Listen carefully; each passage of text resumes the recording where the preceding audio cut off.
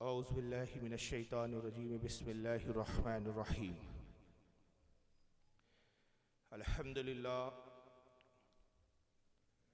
अल्हम्दुलिल्लाहि रब्बिल आलमीन वल आक़िबतु लिल मुत्तक़ीन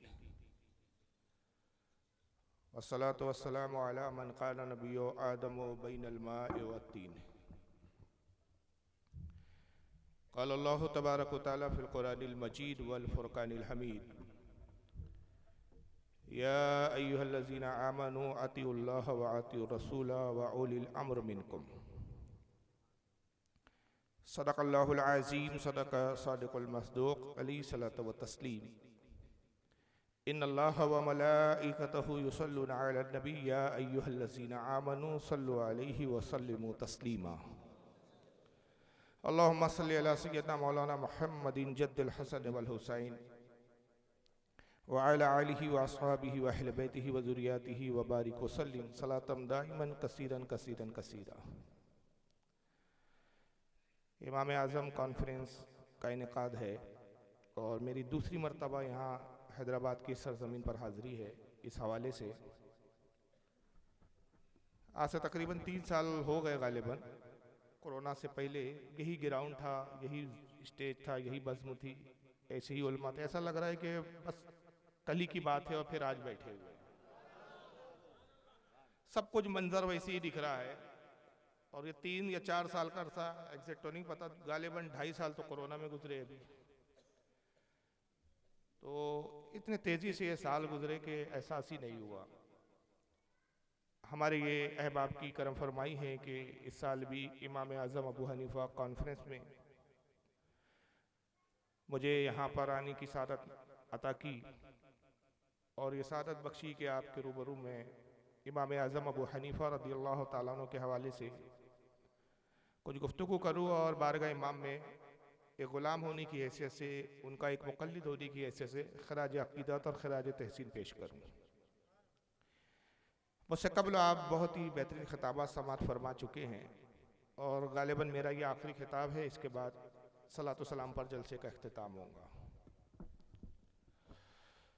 मुझसे कबल हमारे ख़तीब अहले सुन्नत जो ख़िताब कर रहे थे और गालिबन उससे भी पहले कुछ रूम में आवाज़ें आ रही थी, सुन रहा था, तो सभी का जो नुक्ता नज़र था इमाम आज़म की फ़ुक़ाहात पर वो गुफ्तगू कर रहे थे। तो मैंने भी जहन में ये एक ख्याल किया और जहन में एक उन्वान तैयार किया कि मैं भी इमाम आज़म की फ़ुक़ाहात को लेकर ही गुफ्तगू करूँ, या दूसरे लफ्ज़ों में अगर वो तकरीर की तमीर है तो मेरी तकरीर कुछ उसका खुलासा होगी। देखिए, दीन में कुछ दर्जे होते हैं, सब जानते हैं आप। दीन के जो हमारे रहनुमा होते हैं, सरबराह होते हैं, उनके कुछ मनसब है और उन मनसब के एतबार से उन नामों से उनको पुकारा जाता है। जैसे कुरान के हाफिज़ को हाफिज़ कुरान कहते हैं, उसी तरह फिर आलिम कहा जाता है। मौलवी होते हैं, फिर आलिम होते हैं, फिर फाजिल होते हैं। तो अगर इब्तिदा देखें तो हाफिज़ कुरान सबसे छोटा दर्जा है, उसके बाद फिर मौलवी का एक दर्जा है, वो उससे बड़ा होता है, उसके बाद फिर आलिम होता है, आलिम के बाद फाजिल होता है, फाजिल के बाद फिर मुफ्ती होता है।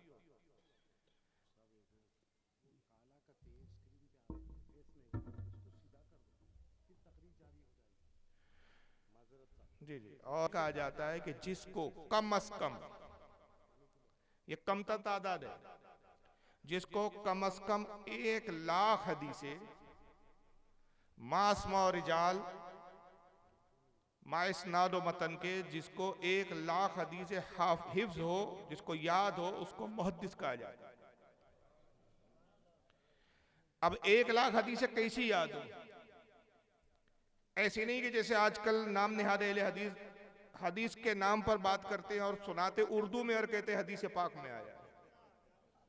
ये हदीस दानी नहीं। हदीस दानी इसको कहा गया कि अनफुला अनफुला अनफुला अनफुला, ये हद्दसना अनफुला हद्दसना अनफुला, मैंने इनसे हदीस सुनी, उन्होंने उनसे हदीस सुनी, उन्होंने उनसे, उनसे पूरा सिलसिला जो इस इस्नाद का, सनद का, ये रसूलुल्लाह तक पहुंचे।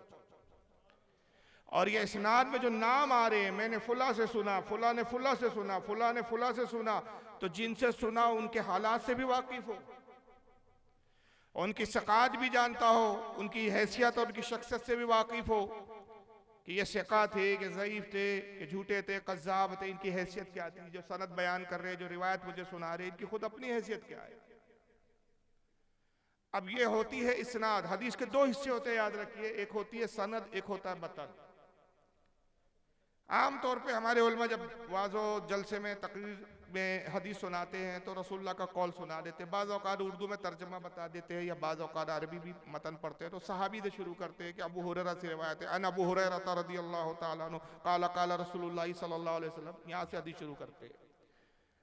लेकिन जिन मुहद्दिसीन के ताल्लुक से हम बात कर रहे हैं, जो मुहद्दिस का इतलाक़ जिन पे होता है, सिर्फ क़ाला रसूलुल्लाह से हदीस सुनाने को वो मुहद्दिसाना सलाहियत नहीं मानते। वो कहते हैं कि पहले ये भी तो पता हो कि रसूलुल्लाह का ये कौल जो आप बयान कर रहे हैं, आपने किससे सुना, फिर जिससे आपने सुना उन्होंने किससे सुना, उन्होंने किससे सुना, और क्या उनकी मुलाकात इनसे हुई, इनकी मुलाकात इनसे हुई, और फिर ये जितने मुलाकात की और ये सहाबी से मुलाकात कर रहे हैं, सहाबी फिर रसूलुल्लाह से सुन रहा है, तो ये जितने सिलसिला है, क्या सबसे आप वाकिफ है, सबको जानते हैं, सबके बारे में इल्म रखते हैं। अगर इस तरह आप हदीस बयान करते हैं तो ये हमारे नज़दीक वो हदीस है जिस पर हम भरोसा और इत्मीनान करते हैं। तो ये जो रिजाल होते हैं, शख्सियतों के नाम आते हैं हदीस की पहली कड़ी में, इन्होंने फुला से सुना, इन्होंने फुला से सुना, ये सिलसिला कहलाता है सनद या इस्नाद। और हदीस का मतन उसे कहते हैं जहां से फिर ये बात शुरू होती है, काला रसूलुल्लाह सल्लल्लाहु अलैहि वसल्लम, ये कहलाता है मतन। तो मतन का भी इल्म हो, सनद का भी इल्म हो, और ऐसी कितनी हजार उसको हदीसें याद हो, 1,00,000 हदीसें कम अज कम। और फिर ये तो हुआ कि तिलावत हदीस, हदीस को याद कर लिया, हिफ्ज कर दिया, मगर इन 1,00,000 हदीसों को, कम से कम 1,00,000 हदीसों को हिफ्ज करने के बाद जो हदीस के फहम तक पहुंचता है उसको फकी कहते हैं। और फकी के बारे में उलमा यूं कहते हैं कि अगर फकी को आम जबान में मैं आपसे कहूं कि समझना है तो कैसे समझे, कि अगर एक तरफ 100 मुहद्दिसीन का इल्म रख दिया जाए तो 100 मुहद्दिसीन का इल्म एक पल्ले में और दूसरे पल्ले में एक फकी का इल्म रख दिया जाए तो 100 मुहद्दिसीन के इल्म पर उसका इल्म भारी होता है। यह बात हो रही है आम फकी की, और आम फकी में एक फकी इमाम मोहम्मद है जो इमाम आजम अबू हनीफा के शागिर्द हैं। आप फक्र करेंगे कि हम किस इमाम की तकलीद करते हैं और इस इमाम को इमाम आजम क्यों कहा जाता है। ये जज्बात में नहीं कहते हम इमाम अबू हनीफा को इमाम आजम। इमाम मोहम्मद 10 साल की उम्र में इमाम अबू हनीफा की बारगाह में हाजिर हुए, 10 साल की उम्र थी। और उस वक्त इमाम अबू हनीफा के पास जो लोग पढ़ते थे वो बड़े बड़े वक्त के मुहद्दिसीन होते थे। वो हदीसों को, हजारों लाखों हदीसों को याद करके इमाम अबू हनीफा की बारगाह में आते थे और हदीसों के फहम को समझते थे, हदीस की दिरायत को जानते थे और उनसे इल्म हासिल करते थे। उससे इस्तिंबात के मसाइल का, इस्तिंबात का तरीका सीखते थे, उसूल जवाब भी सीखते थे कि हदीसों से मसाइल कैसे निकाले जाते हैं। बड़े बड़े मुहद्दिस शागिर्द होते थे आपके। इमाम मोहम्मद 10 साल की उम्र में आते, बड़े खूबसूरत और हसीन और जमील थे। और उस मस्जिद में वो बैठे हुए कि जिस मस्जिद के बारे में उनको पता था कि इसी मस्जिद में इमाम आजम अबू हनीफा रज़ियल्लाहु ताला अन्हु नमाज पढ़ने आते। जब नमाज पढ़ने आए, नमाज पढ़ाई, ये गए, मुसाफा किया, सलाम किया, कहा हुजूर मैं आपकी शागिर्दी में दाखिल होना चाहता हूँ, इस गरज से आया हूँ कि अपने गुलामों में मुझे दाखिल फरमा दे। इमाम आजम अबू हनीफा ने सर से पैर तक देखा, कहा तुम अभी बहुत छोटे हो, 10 साल की उम्र है, बड़ी मामूली सी उम्र है, इतने छोटे बच्चों को मैं नहीं पढ़ाता, जाओ बेटा किसी दूसरे उस्ताद से पहले कुरान सीख लो, कुरान के कवायद सीख लो, पहले नाजरा पढ़ लो। कहा हुजूर मैं नाजरा पढ़ा हूं।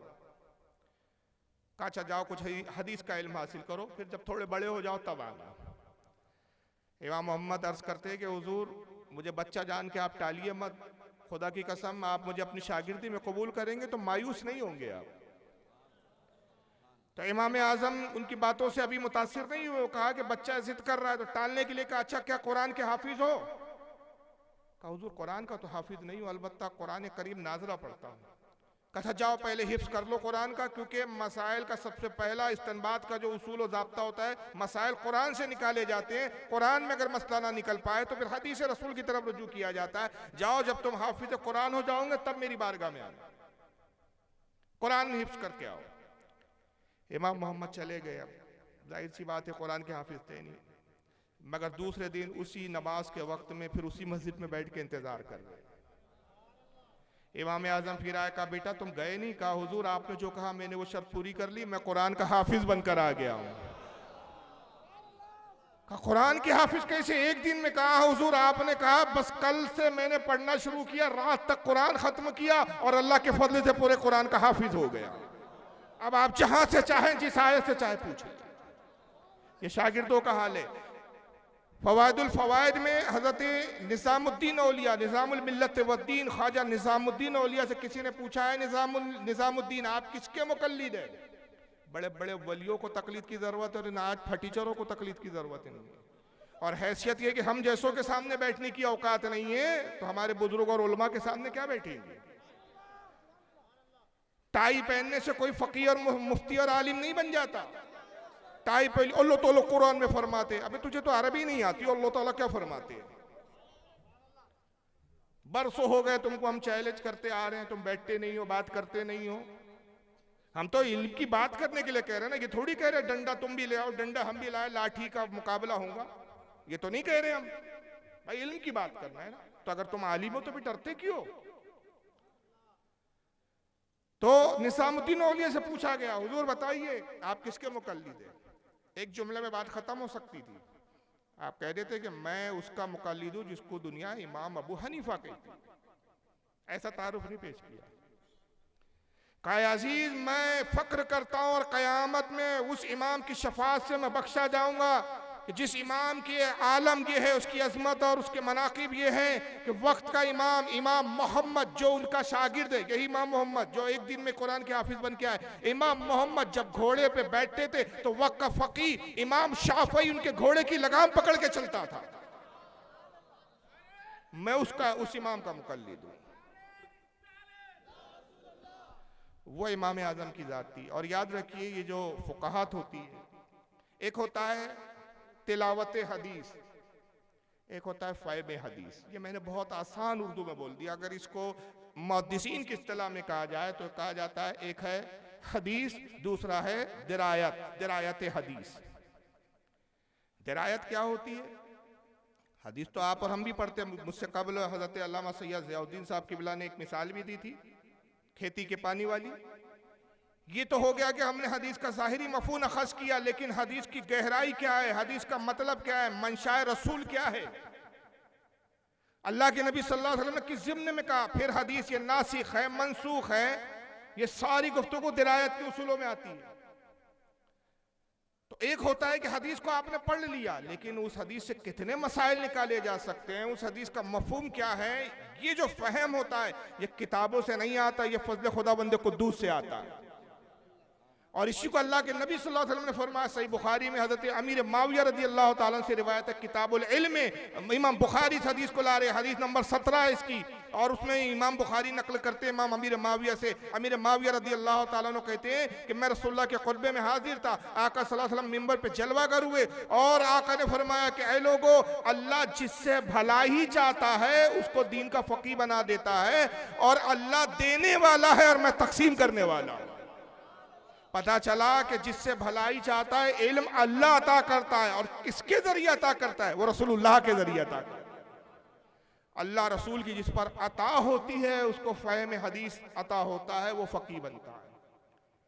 मैं एक छोटा सा वाक़या आपके सामने रख रहा हूँ कि इससे इमाम आज़म अबू हनीफा की फ़ुक़हात का अंदाज़ा लगाइए। 8 साल की उम्र है हमारे इमाम। हमारे 8 साल का बच्चा पढ़ना शुरू करता है, समझना शुरू करता है, शऊर की मंजिलों की इब्तिदाई मंजिलें होती है उसकी। एक वक्त के बहुत बड़े इमाम है, बहुत बड़े मुहद्दिस थे उस वक्त, उनका नाम था हज़रत इमाम क़तादा। वो कूफा में तशरीफ लाए। उलमा को पता चला कि इमाम क़तादा रज़ी अल्लाह ताला अन्हु आए हुए, बड़े बड़े मुहद्दिसीन और बड़े बड़े उस वक्त के आइम्मा उनकी खिदमत में हाजिर हुए और गुजारिश की कि हुजूर हम जामे कूफा में आपका खिताब रखना चाहते हैं, आप तशरीफ लाए। अवाम से खिताब करे, रसूलुल्लाह की हदीसों को बयान करे, इल्म निकात बयान करे। आपने दरख्वास्त कबूल की और ऐलान हुआ कि फुला तारीख को फुला दिन जामा मस्जिद कूफा के अंदर हजरत इमाम कतादा खिताब फरमाएंगे। सारे बड़े बड़े मुहद्दिसीन वहां पहुंच गए, उलमा की कसरत थी, मस्जिद भरी थी, मस्जिद के बाहर तक मजमा लगा हुआ, लोग कलम और दवात लेके पहुंचे कि जो कुछ आप इरशाद फरमाएंगे हम उसको लिख लेंगे। इमाम आजम अबू हनीफा के वालिद गिरामी थे हजरत साबित, और हजरत साबित रदी अल्लाह ताला अन्हु असहाब में थे मौला कायनात अली मुर्तजा के। इनके वालिद थे हजरत जूता, ये हजरत अली के असहाब में थे। हजरत साबित जब छोटे थे, कम सीनी की उम्र में थे, हजरत जूता अपने वालिद के साथ हजरत साबित मौला कायनात की बारगाह में हाजिर होते। और यहां तक के तमाम सवाने निगार जो इमाम आजम के लिखने वाले हैं, चाहे इमाम जलालुद्दीन सयूती हो, चाहे हजरत इमाम मोहम्मद बिन हुसैन बगवी रहमतुल्लाह अलैह हो, चाहे हजरत इमाम इब्न हजर अल मक्की अल हैतमी हो, सब ने यह वाक़या नकल किया कि जब आप छोटे थे तो एक मरतबा मौला कायनात की बारगाह में हजरत जूता रदी अल्लाह ताला अन्हु हजरत साबित को ले गए, अपने बेटे को, और साथ में फालूदा तैयार किया। फालूदा होता है ना, दूध से बनता है, वो ले गए। हजरत अली को फालूदा बड़ा पसंद था, ले गए और कहा हुजूर ये हम तोहफा हाजिर कर रहे हैं, और अपने बेटे साबित के हाथ में दिया कि मौला अली की खिदमत पे पेश करो। मौला अली की खिदमत में जनाब साबित जब बच्चे थे, कम सीन थे, उन्होंने जब दिया, मौला अली बड़े खुश हुए और मोहब्बत में सर पर हाथ फेरा, और हाथ फिरते फरमाया कि अल्लाह ताला तुम्हारे खानदान में इल्म को जारी फरमाए, तुम्हारे खानदान में फकीह और आलिम पैदा करे। बाबुल इल्म की दुआ थी, रद्द नहीं हो सकती थी। इमाम आजम अबू हनीफा के बेटे मोहम्मद पोते इस्माइल बिन हम्माद कहते हैं कि ये जो कुछ देख रहे हो कि हमारे जद इमाम आजम अपने वक्त के फकीह आजम कहलाए, ये मौला अली की दुआओं का असर है। पता चला कि बाबुल इल्म की दुआएं हो, रसूल की अताएं हो, खुदा की देन हो, तब इमाम आजम बनता है, ऐसे नहीं बन जाता कोई। तो अब ये थोड़ा सा मैंने साबित का बता दिया कि हजरत साबित मौला कायनात से दुआ पा चुके, ये हजरत कतादा की महफिल में जा रहे हैं। अब तो बड़े हो गए, इमाम अबू हनीफा इनके साहबजादे छोटे 8 साल की उम्र में। इमाम आजम ने विजिट किया, अब्बू जान मुझे भी ले चलिए। कहा बेटा बड़े बड़े मुहद्दिस बड़े बड़े उलमा होंगे वहां, तुम्हारी कहाँ मतलब, नहीं हुजूर मुझे लेके चलिए। जिद की, अच्छा चलो, ले गए। तो बच्चों के दरमियान में पीछे आपने उनको बिठा दिया और खुद थोड़ा लोगों को फलांगते हुए हजरत साबित जो है करीब आके बैठ गए। इमाम कतादा का खिताब जारी था, तकरीर कर रहे थे हजरत कतादा रदी अल्लाह ताला। बड़े बड़े वक्त के मुहद्दिस उस वक्त उनके शागिर्द हुआ करते थे। जब तकरीर शबाब पर पहुंची और लोगों ने नारे लगाने शुरू किए, दाद देनी शुरू की, हजरत कतादा जोश में आए और जोश के आलम में उन्होंने एक बहुत बड़ा दावा कर दिया और कह दिया, या युन्नास सलोनी अंश आई शैइन, ऐ लोगों पूछो मुझसे, तुम जिस चीज के बारे में सवाल करोगे मैं उसका जवाब तुम्हें दे दूंगा। सारे मुहद्दिसीन ने सर झुका लिया।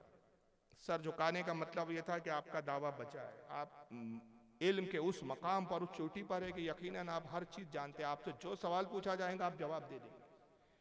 मगर 8 साल के नन्हे से इमाम अबू हनीफा को यह अंदाज पसंद नहीं आया। ये दावा तो मौला अली ने किया था, सलूनी पूछो मुझसे। अली के बाद ये कतादा दावा कर रहे हैं, ये बड़ा दावा है, ये तो उसी ज़ेब देता है जो बाबुल इल्म हो। हजरत कतादा को ये दावा ज़ेब नहीं देता। ये उनके जहन में इमाम अबू हनीफा के आया, देखा ये कोई सवाल पूछ ही नहीं रहा है, सबने गोया कि इनकी बात की तस्दीक कर ली, तस्लीम कर लिया, सरेंडर हो गए सबके सब। तो आप खड़े हुए और वहां जोर से पुकारते, हुजूर मेरा एक सवाल है। देखिए सवाल तैयार करके नहीं लाया गया था, उन्हें नहीं पता था इमाम अबू हनीफा को कि मजलिस में ये भी मामला आएगा कि ऐलान किया जाएगा, दावा किया जाएगा, तो पहले से कुछ सवाल तैयार करो।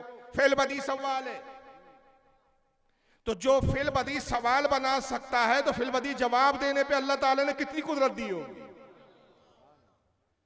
कहा कि मेरा एक सवाल है। लोगों ने देखा, पलट के एक बच्चा कहा, एक बच्चे बैठ जाओ। जाहिर है इस मजलिस में एक बच्चा खड़े होकर कहा, मुझसे कहा फारूक साहब कुछ पूछना है, तो सभी कहेंगे बैठ जाओ भैया, बच्चे हो तुम।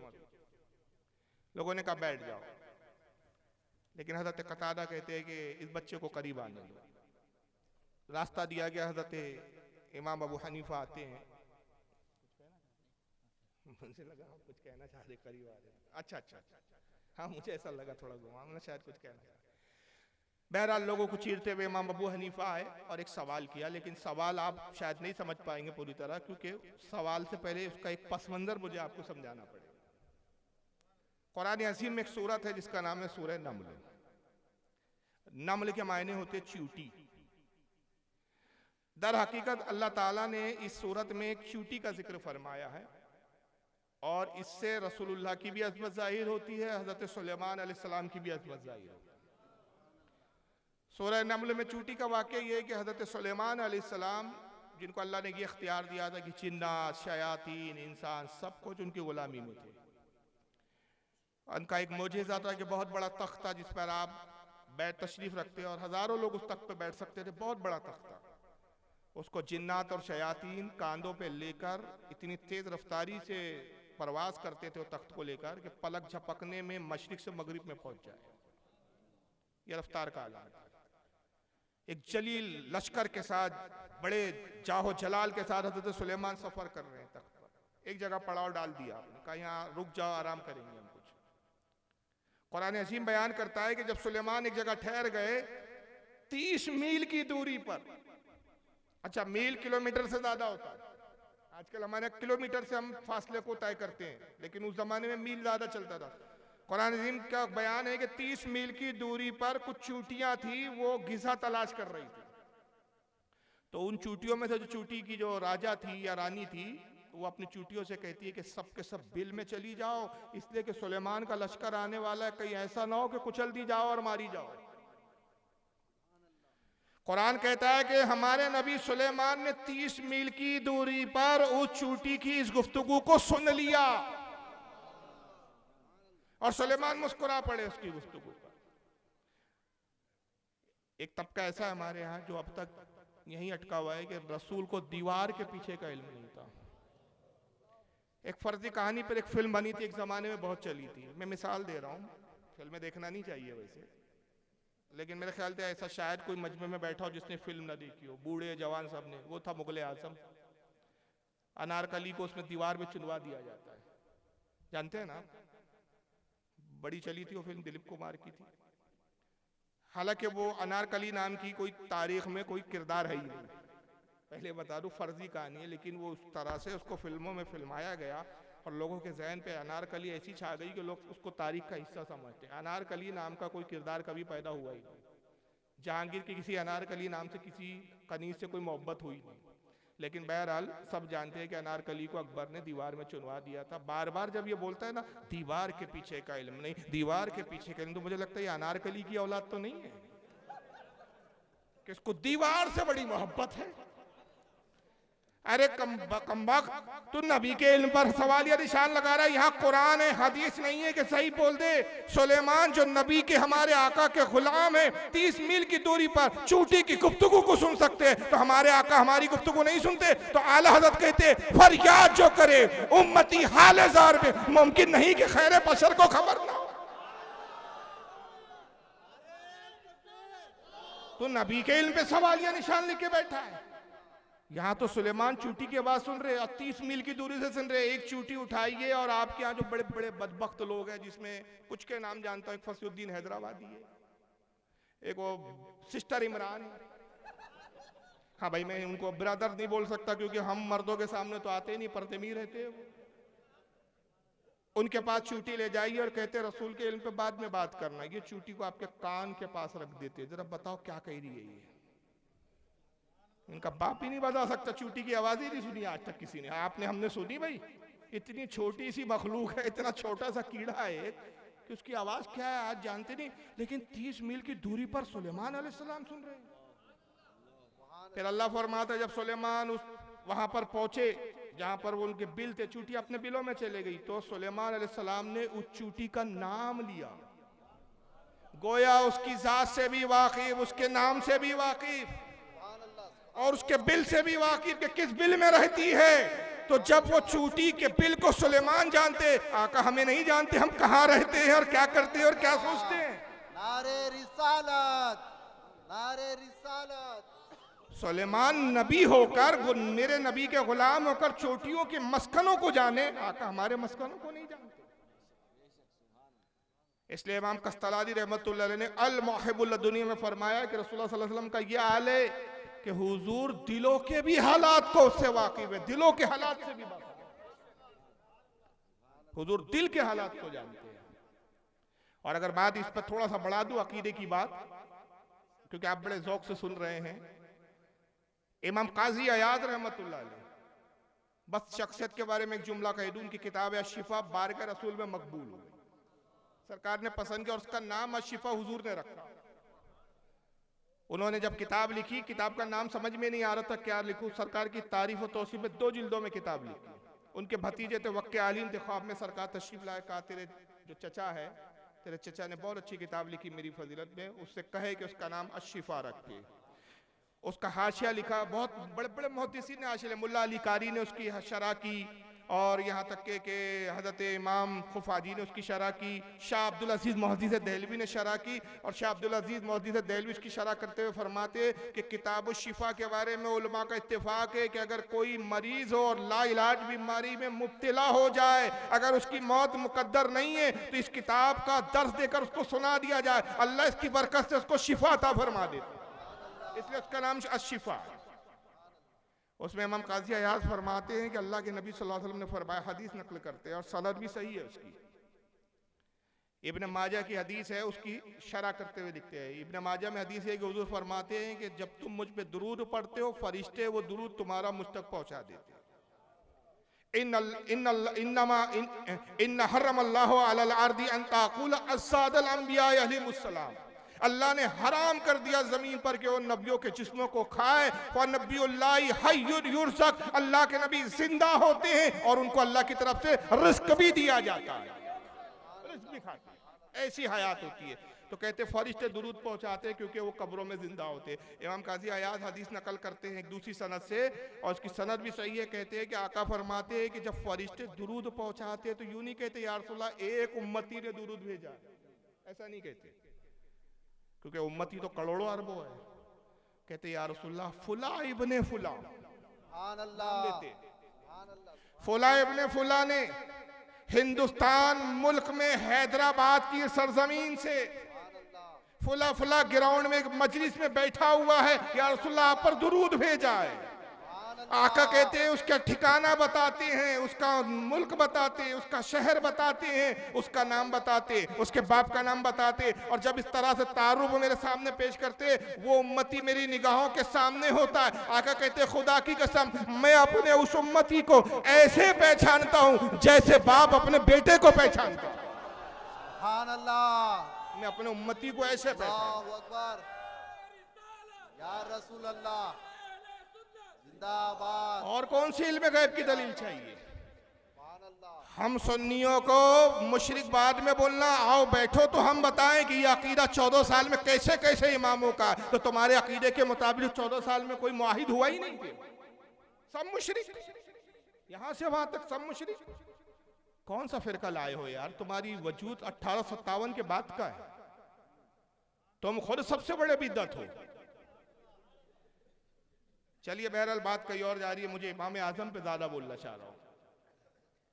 हजरत सुलेमान के हर चूटी को आवाज दी, उसका नाम लिया, बाहर आया, अस्सलाम वालेकुम या नबीउल्लाह, वालेकुम सलाम। तूने कैसे कहा कि हमारा लश्कर कुचल देगा तुम्हें, कैसे तूने तौबत लगा, सख्ती के साथ कहा। तो चूटी क्या प्यारा जवाब देती, कहती है अल्लाह के नबी आप गुस्सा ना फरमाए, जलाल ना फरमाए, आप नबी है, आप हमारा ख्याल रखेंगे, आपके लश्कर में हर कोई नबी थोड़ी है, आप हमें जानते हैं पहचानते हैं। सुलेमान अलैहिस्सलाम बहुत खुश हुए, कहा तेरे जवाब से हम बड़े खुश हुए, आज तेरे तमाम चूटी और तेरे कबीले की जो है दावत हमारी तरफ से, फरमाए इनके जो है सुराख है या जो इनके बिल है वहां पर इनको मिठाइयां दे दो, मिठाइयां परोस दी। वाकया खत्म हो गया। एक बात जहन में आ रही है, मैं कह देता हूँ, 30 मील की दूरी पर चूटियां गुफ्तगू कर रही है, सुन कौन रहा है भाई, वो तो नबी है, सुन लिया तो क्या ताज्जुब है। चूटी को कैसे इल्म है कि 30 मील की दूरी पर सुलेमान है, वो तो नबी नहीं है ना, मेरे ख्याल से वली भी नहीं बोल सकते। भाई सुलेमान जान ले, मैं कहता हूं 30 मील की बात क्या है, वो 300 मील की दूरी पर भी होती तो अल्लाह के नबी सुलेमान जान लेते। कोई बाइद नहीं है कि अल्लाह ने पावर दिया अंबिया इकराम को, मगर ये चूंटी तो ना नबी है ना वली है, जानवर है, कीड़ा है, जानदार है, इसको कैसे मालूम 30 मील की दूरी पर सुलेमान अलैहिस्सलाम का लश्कर है और यही रास्ता। अच्छा ये भी पता 30 मील की दूरी पर गुजरेगा भी इसी रास्ते से। भाई रास्ता भी तो दूसरा हो सकता है, इतना इल्म उसके पास कैसे?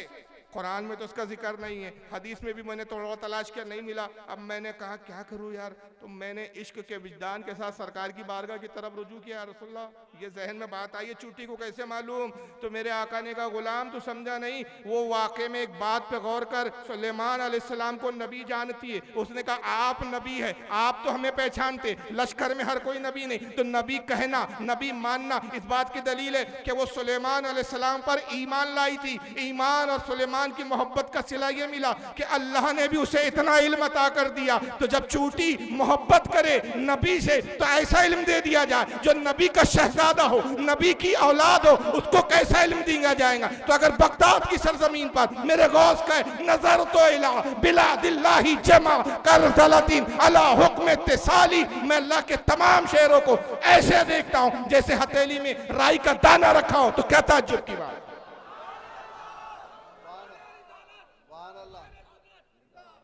यहां तो चूटियों को मोहब्बत के सिले मिल रहे हैं। या रसूल अल्लाह जिंदाबाद, आला हजरत। अंदाज लगाए जो नबी का इल्म नहीं मानने के लिए तैयार, गौस का क्या मानेगा वो? मगर हम खुश अकीदा इसीलिए है कि ये फहम इमाम आजम की बारगाह से हमें बतौर खैरात मिला कि हम कुरानों पे गौर करते हैं तो हमें इल्म गैब के दलाइल भी मिलते हैं, इल्म भी नबी का नजर आता है, अपने अंबिया की अजमतें भी नजर आती है। चलिए वाकया तो खत्म हो गया चूटी का, आप समझ गए क्या वाकया था। अब आइए इमाम अबू हनीफा का सवाल का हुजूर जो सूरह नम्ल में चूटी का वाकया, मेरा सवाल यह है कि सिर्फ ये बताइए कि जिस चूटी ने हजरत सुलेमान अलैहिस्सलाम से गुफ्तगू की थी वो नर थी कि मादा थी? अभी अभी आपने कहा सलोनी अन आयशाइन, पूछ लो जो चीज के बारे में पूछना चाहते हो, बस ये छोटा सा सवाल है। इमाम कतादा घबरा गए, पसीने में शराब हो, महफिल पे सन्नाटा। तो कुछ उलमा ने यह चाहा कि हज़रत कतादा की कुछ इज्जत रह जाए, लाज रह जाए। उन्होंने कहा बच्चे ये सवाल फजूल है। आपने कहा नहीं, इसका जवाब भी है। अब मैंने अर्ज किया ना कि सवाल सोचकर तो नहीं आए थे, फेल बदी सवाल भी जहन में अब तैयार हुआ, फेल बदी जवाब भी मालूम। ये होता है फहम और ये होती है फुकाहत। तो कहा कि हुजूर इसका जवाब भी है। हज़रत कतादा ने कहा मैं आजिज़ आ गया, यकीनन बच्चे तुम सच हो और मैं अपने दावे से रुजू करता हूँ। मुझे अंदाजा लगा ये 8 साल की उम्र में जो हमारा इमाम बड़े बड़ों को रुजू करवा रहा हो, क्या इल्म की गहराई होगी। कैसे कैसे वक्त के मुहद्दिस आके अपनी राय से जो है रुजू ना करते होंगे। तो कहा बेटा मैं आजीज आया, मैं रुजू करता हूँ, मगर इसका जवाब क्या है? फरमाया कुरानी में जवाब है, आपने गौर नहीं किया। अरबी जबान का कायदा है कि जब फुला ने कहा, ये कहना है। जैसे मिसाल के तौर पे मैं कहूँ हमारे नक्शबंदी साहब काला नक्शबंदी, तो ये काला लफ्ज मर्द के लिए आता है, और अगर कहने वाली औरत हो तो लफ्ज क्या आता है? काला। मर्द का नाम हो तो दो पेश आएंगे, मसलन हामिदुन, काला हामिदुन, हामिद ने कहा। और औरत हो, बहुत से नाम सिमिलर होते हैं ना, जैसे औरत के भी होते हैं मर्द के भी होते हैं। अगर औरत है तो काला नहीं आएगा, पहले तो आएगा काला, फिर हामिदुन नहीं आएगा, आएगा हामिदतुन। तो इमाम अबू हनीफा कहते हैं, कायदा बयान कर रहे, कहते हुजूर कुरान पे गौर नहीं किया। कुरान कहता है कालत नमलतुन, कहा चूटी ने, तो पता चला वो मादा थी। अगर नर होती तो कुरान कहता काला नमलुन। कुरान ने काला नमलुन नहीं कहा, कालत नमलतुन कहा, जिससे साबित हुआ जो मादा थी। हज़रत कतादा मिंबर से खड़े हुए, इमाम अबू हनीफा के 8 साल के बच्चे का हाथ पकड़ा, मिंबर पे बिठाया, हाथों को बोसा दिया, पेशानी को बोसा दिया, कहा लोगों गवाह हो जाओ, मेरी निगाह देख रही है, ये वक्त का इमाम बनने वाला है और दुनिया इसके इल्म से इस्तेफादा करेगी। ये 8 साल की उम्र में पेशन गोई कर दी गई। और इसी दरमियान में ख्वाब भी देखा इमाम अबू हनीफा ने। अभी तो तालीम हासिल करने गई नहीं, अभी तो इब्तदाई मंजिल है। ख्वाब देखते हैं कि रसूलुल्लाह सल्लल्लाहु अलैहि वसल्लम की कब्र मुबारक में हड्डियां नजर आ रही और उन हड्डियों को आप जमा कर रहे हैं। ख्वाब से बेदार हुए, रोने लगे। कितना खतरनाक, कितना भयानक ख्वाब था। डर के मारे किसी से जिक्र ही नहीं किया। जिससे कहूंगा तो कहीं ऐसा ना हो कि मुझ पे फतवा लगा दे कि तेरा ईमान कमजोर है। इसलिए कि हदीस पाक है कि अंबिया के जिस्मों को मिट्टी नहीं खाती, तो हुजूर की कब्र में हड्डियां कैसे? जिस्म सलामत बाज़ाहिर नजर नहीं आ रहा, हड्डियां दिख रही है, तो गोश्त कहां गया आपका, पोस्ट कहां गया? तो आपने जिक्र ही नहीं किया। यहाँ तक कि जब बड़े हुए और इल्म के हुसूल के लिए आपने सफर शुरू किया तो वक्त के बहुत बड़े ताबई, जलील कद्र ताबई, जो अनस इब्न मालिक के शागिर्द, हजरत अब्दुल्लाह इब्न उमर के शागिर्द, उम्मुल मोमिनीन आयशा सिद्दीका से जिन्होंने इल्म हासिल किया, उनका नाम था मोहम्मद इब्न सिरीन रहमतुल्लाह ताला। उनकी बारगाह में गए। मोहम्मद इब्न सिरीन की एक खासियत थी, अल्लाह ताला ने ख्वाबों की ताबीर का बड़ा अजीम इल्म अता किया। उनसे इल्म हासिल किया और जब उनसे रुखसत होने लगे तो मोहम्मद इब्न सिरीन मुस्कुरा के कहते हैं, अबू हनीफा आज जा रहे हो, नुमान, नुमान नाम था आपका, वो ख्वाब नहीं पूछोगे जो बचपन के आलम में देखा था?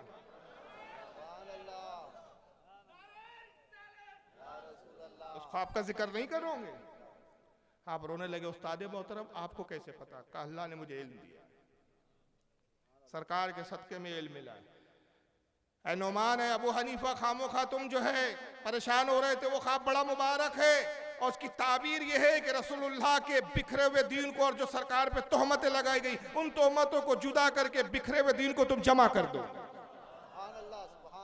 और आज जो दीन आया बिल्कुल खालिस इमाम आजम अबू हनीफा ने हम तक पहुंचा। फिर आप कपड़ों की तिजारत करने लगे। जब एक मरतबा गुजर रहे हैं अपनी दुकान पे बाजार की तरफ, तो हजरत इमाम हम्माद रदी अल्लाह ताला ने बैठे, इशारा किया इधर आओ। ए नौजवान क्या करते हो? वो तो तिजारत करता हूँ, कपड़े का ताजिर हूँ। अब बहुत पैसे वाले थे, गरीब नहीं थे, बहुत बड़ी तिजारत थी आपकी। कहा तुम्हारी पेशानी पे तो मैं इल्म देख रहा हूँ। किस लाइन में चले गए तुम? अल्लाह को तो तुमसे एक बहुत बड़े अपने दीन का काम लेना है। बस ये चंद जुमले कहे, दुनिया की मोहब्बत दिल से यख्तलक खत्म हो गई। घर आए, वाली साहब से कहा कि हुजूर मुझे इजाजत दीजिए कि मैं अल्लाह की राह में निकलूं। दुकान को छोड़ दिया, हजरत हम्माद की सोहबत में आए, इल्म हासिल करना शुरू किया। अरसा दराज तक पढ़ते हैं। इमाम आमश से पढ़ा। फिर इमाम आमश उस वक्त बहुत बड़े मुहद्दिस थे, लाखों हदीसें, हजारों हदीसें ज़बान ज़द होती थी। इमाम अबू हनीफा उनसे पढ़ रहे हैं, मगर उसी जमाने में फ़हम क्या आलम था। इमाम आमश रहमतुल्लाह अलैह एक मरतबा बैठे हुए अपनी मुस्तद पर, एक साहिल आता है, सवाल पूछता, हुजूर ये सवाल है। इमाम आमश ने कहा ला अदरी, मैं नहीं जानता। अच्छा, हमारे इम्मा की खासियत होती थी, आज के नाक़िबत उन्देश मौलियों की तरह नहीं होते कुछ, बाज़ इल्ला माशाअल्लाह, सबको सबकी नहीं कह रहा हूँ मैं, अक्सर ये भी हाल है कि मसला नहीं भी मालूम तो खींचतान के दौलत से अकल के घोड़ा दौड़ा के बता देंगे। अइम्मा का ये हाल नहीं था। अइम्मा का ये होता था अगर नहीं मालूम तो साफ कह देते ला अदरी। क्यों? उनके पेशे नज़र रसूलुल्लाह की हदीस थी, आका ने फरमाया कि जिसको इल्म हो वो इसका इजहार करे, और जिस चीज़ के बारे में उसे ना मालूम हो तो साफ कह दे ला अदरी, मैं नहीं जानता। ये कहना भी इल्म है, जहालत नहीं है। मौला अली मिंबर पे बैठी हुए आपने फरमाया पूछो मुझसे जो चाहो पूछ लो। एक शख्स खड़ा हुआ, एक सवाल किया, आपने कहा इसके बारे में मैं नहीं जानता। और उसने कहा आपको क्या हक है मिंबर पे बैठने का? आपने फरमाया मैं इल्म के साथ मिंबर पे बैठा हूँ, जहालत के साथ बैठता तो इस मिंबर पे नहीं बल्कि मैं हवाओं में और अर्श पर बैठता, यानी कुछ भी ऊट पटांग फेंकता रहता हूँ। मैं तो इल्म की सबब पे बैठा हूँ। इमाम अबू यूसुफ काजी थे, इमाम अबू हनीफा के शागिर्द थे। बादशाह उनको तनख्वाह देता था, जब दीनी मसाइल में बड़े बड़ों की गाड़ियां अटक जाती, इमाम अबू यूसुफ की तरफ रुजू करता था। इमाम अबू यूसुफ से किसी ने मसला पूछा, आपने कहा लादरी मैं नहीं जानता। उसने कहा आपको क्या हक है कि आप बैतुल माल से इतनी इतनी तनख्वाह लेते हैं और लादरी कहते हैं? आपने कहा इल्म की बुनियाद से जवाब देता हूँ तो तनख्वाह लेता हूँ, जहालत की बुनियाद पे जवाब देता तो इससे ज्यादा तनख्वाह क्या पूरा खजाने भी कब्जा कर लेता। तो लादरी कहने में शर्म नहीं चाहिए आलिम को। उन्होंने कह दिया साहब इमाम अमश ने लादरी। अभी इमाम अबू हनीफा पढ़ रहे हैं, तालिब इल्मी का दौर है, खड़े होते हुजूर उस्ताद मोहतरम इजाजत हो तो इस सवाल का जवाब मैं दे दूं। अगर अबू हनीफा नौमान तेरे पास जवाब है तो दे दे। आपने जवाब दिए, जवाब बिल्कुल सही था। इमाम अमश मुतासिर हुए, कहा वाकई यही जवाब है तुम दे रहे, लेकिन ये तो बताओ नुमान पढ़ते तुम मुझसे हो, ये चीजें तुमने कहां से अखज की? कहा हुजूर आपसे जो हदीसें सुनी मैंने उसी से ये मसला निकाला है। हदीस तो आप ही से सुनी है। कहा कौन सी हदीस? आपने 10 हदीसें तिलावत की, कहा ये 10 हदीसें मैंने आप ही से सुनी और इन 10 हदीसों से निचोड़ करके, इससे इस्तिंबात करके, इस्तिदलाल करके ये मसला मैंने 10 हदीसों से ही निकाला। जब इमाम अहमद ने सुना अपने जानों पे हाथ मार रखा, नुमान खुदा की कसम तुम जो है, हम तो अत्तार है और तुम तबीब हो, यानी आज की लैंग्वेज में बोलूं हम मेडिकल फार्मेसी चला रहे, डॉक्टर तुम हो। डॉक्टर और मेडिकल की फार्मेसी चलाने वाले में क्या फर्क होता है? दवाएं ज्यादा उसके पास होती है जो मेडिकल फार्मेसी चलाता है, लेकिन उसको ये पता नहीं होता कौन सी दवा कब देना है और कितनी पावर में देना है। डॉक्टर के पास दवा कुछ नहीं होती, लेकिन पता सब कुछ उसी को होता है, कितनी दवा देना है, कब देना है और कितने पावर में देना है। तो बता दिया कि तुम मुहद्दिसी नहीं हो बल्कि अपने वक्त के कौन हो? फकीह हो। यही वजह है कि ऐसे ऐसे शदीद और ऐसे ऐसे गहरे मसाइल जिस पर लोगों की अक्लें काम नहीं करती थी, इमाम अबू हनीफा चुटकियों में उसको हल कर देते थे। इमाम अबू हनीफा के शागिर्दों में आते थे इमाम वकी, शागिर्द और शागिर्द, अभी नाम सुना था आपने। तकरीबन 17 तुरुक वह है कि जिस तुरुक की बुनियाद पर इमाम बुखारी के दादा और परदादा उस्ताद इमाम आजम अबू हनीफा, इमाम बुखारी के। आज लोग उस्ताद को छोड़ के शागिर्द की तरफ रुजू करते हैं। एक फिरके ने एक मिजाज बना लिया भाई सिर्फ बुखारी, हालांकि उन बेचारों को मालूम नहीं कि मुहद्दिस और फकीह का फर्क क्या होता है। तकलीद फकीह की जाती है, मुज्तहिद की जाती है, मुहद्दिस से सिर्फ हदीसें ली जाती है। अबू हुरैरा से हम हदीसें लेते हैं, लेकिन उनको फकीह नहीं कहा गया। फकीह कौन साहबी थे? अब्दुल्लाह इब्न मसूद, अब्दुल्लाह इब्न उमर। फतवा देने का इख्तियार इनको था। हजरत उमर ने अपने जमाने में फरमाया अब्दुल्लाह इब्न मसूद से फतवा लो, माज इब्न जबल से फतवा लो, अब्दुल्लाह इब्न उमर से फतवा लो, अनस इब्न मालिक से फतवा लो। अबू हुरैरा से नहीं कहा, जबकि सबसे बड़े हदीस के रावी है। क्यों? सहाबा भी जानते थे हदीस की रिवायत करना और हदीसों को समझना और है। मैं एक छोटी सी मिसाल दे दूं, सिर्फ दावा करके गुजर जाऊंगा, बात इतना रह जाएंगी। रिकॉर्ड हो रही है, नेट पे है, जाके देख लो। जो बहुत इमाम बुखारी का नाम लेते हैं ना, मैं वो जुमला कह दूं कि हम इमाम बुखारी के मुहद्दिसाना सलाहियतों के मुनकिर नहीं है। हम मानते हैं कि अमीरुल मोमिनीन फिल हदीस है, वो मुहद्दिस है, लेकिन फकीह नहीं है। फकीह फकीह होता है। मैं 2 मिसालें दूंगा, फकीह कहते किसको है।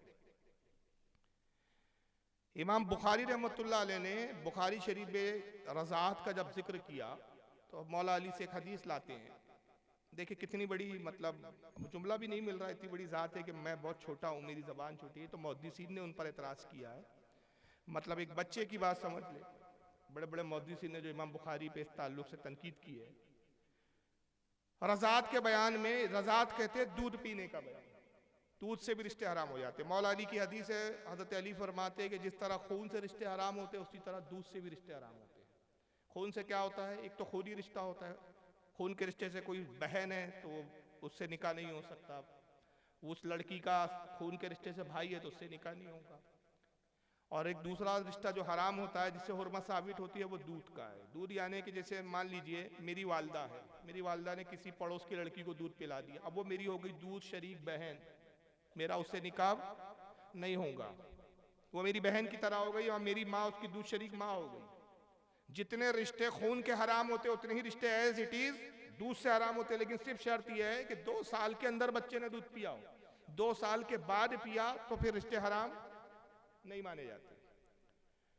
अब इस हदीस की बुनियाद पर इमाम बुखारी ने फतवा क्या दे दिया कि मौला अली कहते हैं कि दूध से भी रिश्ते हराम होते हैं जिस तरह खून से रिश्ते हराम होते। तो कहा अगर एक लड़का और लड़की ने 2 साल की उम्र के अंदर एक ही बकरी का दूध पी लिया तो उनका निकाह हराम हो गया। अब अंदाजा लगाइए ये इस्तेदलाल है इमाम बुखारी।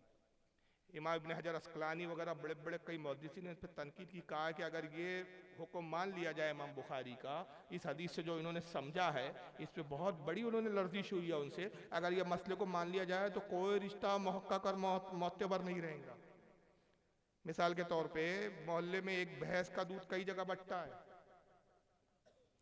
पड़ोस की लड़की भी वही दूध पी रही है, आप भी दूध पी रहे हैं, और बाद में वही पड़ोस से रिश्ता हुआ, शादी हो गई, तो हराम हो गया वो।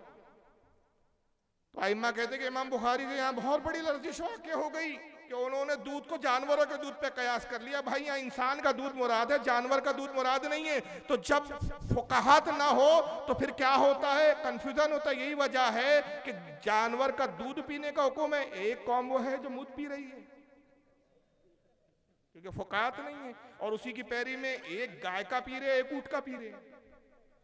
हदीस पे गौर नहीं कर रहे कि जिनको, और दलील बुखारी में है कि कबीले उरैना के लोग आए, हुजूर ने कहा गाय का ऊंट का जो पेशाब पियो, दूध पियो। अबे ये भी तो आ गया कि वो मुनाफिक थे।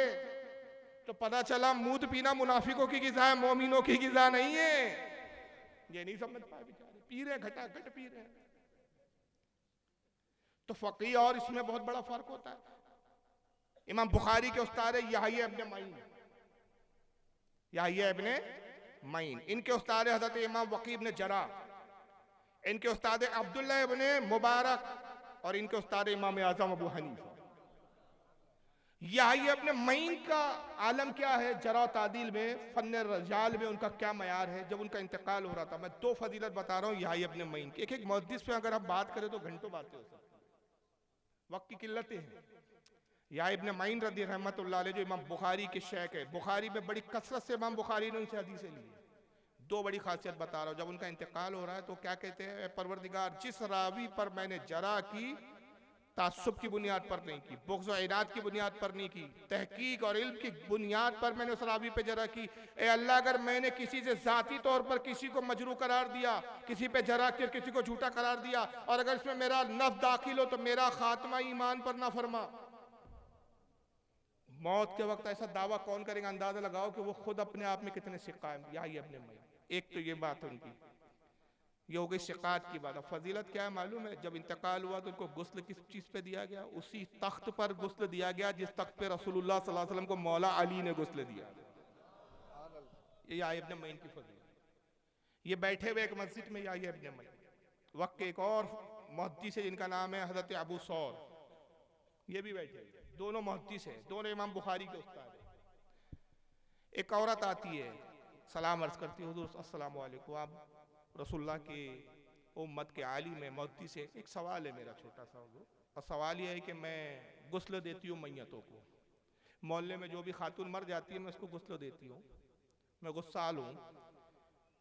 अभी हाल ही में पड़ोस में एक मैयत हो गई है और उसे मुझे गुस्ल देने के लिए बुलाया गया, लेकिन मजबूरी है कि मैं हाइजा हूँ, नापाकी की हालत में, माहवारी के अयाम चल रहे हैं, और ये मेरे साथ पहला इत्तेफाक हो रहा है कि ऐसे हालत में मुझे मैयत के गुस्ल के लिए बुलाया गया है।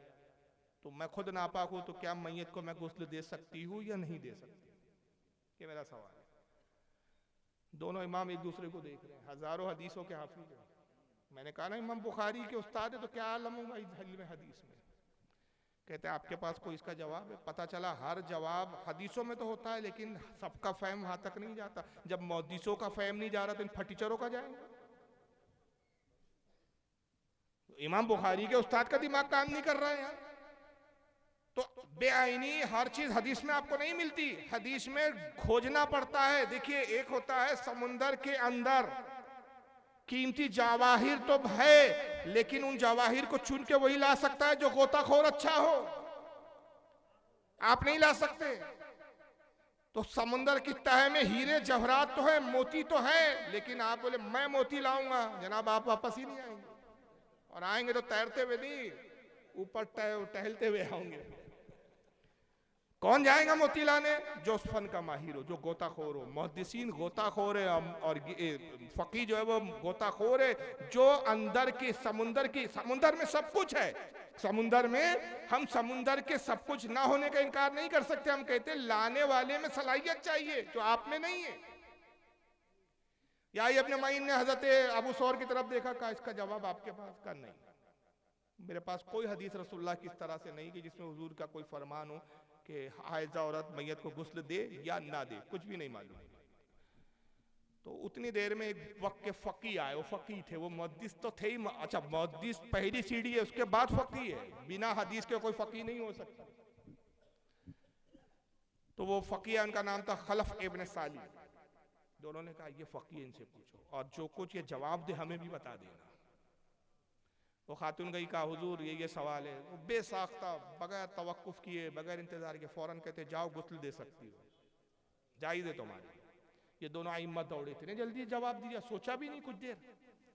फिर दलील पे कोई हदीस बयान नहीं की। यहाँ भी एक जहन लेके, अगर बाज औकात इमाम कोई हदीस का जिक्र ना करे, इसका ये मतलब नहीं कि वो कयास है, उसके पास हदीस होती है, वो बताना जरूरी नहीं समझता। तो कुछ लोग कहते हैं इमाम अबू हनीफा का ये मसला कहाँ से, अरे वो हदीस इमाम अबू हनीफा के पास थी, हमें नहीं मालूम, तो इसका ये मतलब नहीं कि वो मसला कयासी है। हदीस थी इमाम अबू हनीफा के पास, हमें नहीं पता, हमें उसका इल्म नहीं। जो अहले इल्म थे उनको उन्होंने बताया, वो वाकिफ थे उससे। हमारे लिए क्या दे दिया, सिर्फ पूरा एक निचोड़ अर्क बना के दे दिया। जूस बनाने वाले ने बेहतरीन जूस लाया, ये नहीं बताया उसमें मसाले मैंने कौन से मिलाए। तो कह रहा तुम समझ के करोगे क्या, तुम्हारे पल्ले कुछ पड़ेगा नहीं, जूस पीने से काम रखिए जनाब, समझ रहे ना। तो बहरहाल वो दोनों लपके हजरत खलफ इब्न सालिम के पास, कहा आपने जो जायज का फतवा दिया इसकी दलील क्या है। कहा वही हदीस से मैंने जवाब दिया जो हदीस तुम खुद रिवायत करते हो, बल्कि वो तुम्हारी ही सनद से रिवायत मुझ तक भी पहुंची है। कहा कौन सी हदीस जो हम रिवायत करते और हमें नहीं मालूम। कहा क्या तुम ये रिवायत नहीं करती कि उम्मुल मोमिन आयशा सिद्दीका रज़ियल्लाहु ताला अन्हा फरमाती हैं कि हुजूर सल्लल्लाहु अलैहि वसल्लम मस्जिद में मोतकिफ होते और उस वक्त हुजूर को सर धोने की हाजत होती, सरकार चाहते हैं कि उनके सर पाक को मैं धो दूं, तो आप अपनी मस्जिद के खिड़की से सर बाहर निकाल कर कहते हैं आयशा मेरा सर धो दो, तो मैं अर्ज करती या रसूलल्लाह मैं तो हाइजा हूं। तो हुजूर कहते तेरा हैज तेरे हाथ में नहीं है। मैं हुजूर के साथ खाना तनावुल कर रही होती और अल्लाह के नबी सल्लल्लाहु अलैहि वसल्लम गोश्त की चाप बोलते ना, आप क्या भी चाप ही बोलते हो, चाप जो है तनावुल फरमा रहे होते, तो पहले मैं किसी गोश्त की बोटी को उठा लेती बड़ी सी और मैं उसको तोड़ती भी, सरकार मेरे हाथ से ले लेते और हुजूर अपना दंदाने मुबारक वहीं लगाते बतौर मोहब्बत जहां मेरे दंदाने मुबारक मेरे दांत लगे थे। गोया मेरे लुआब और हुजूर का लुआब मिल जाता था। मैं कहती या रसूलल्लाह आप इस गोश्त के टुकड़े को ना खाएं, मैं तो हाइजा हूं। हुजूर फरमाते तेरा है तेरे मुंह में थोड़ी है।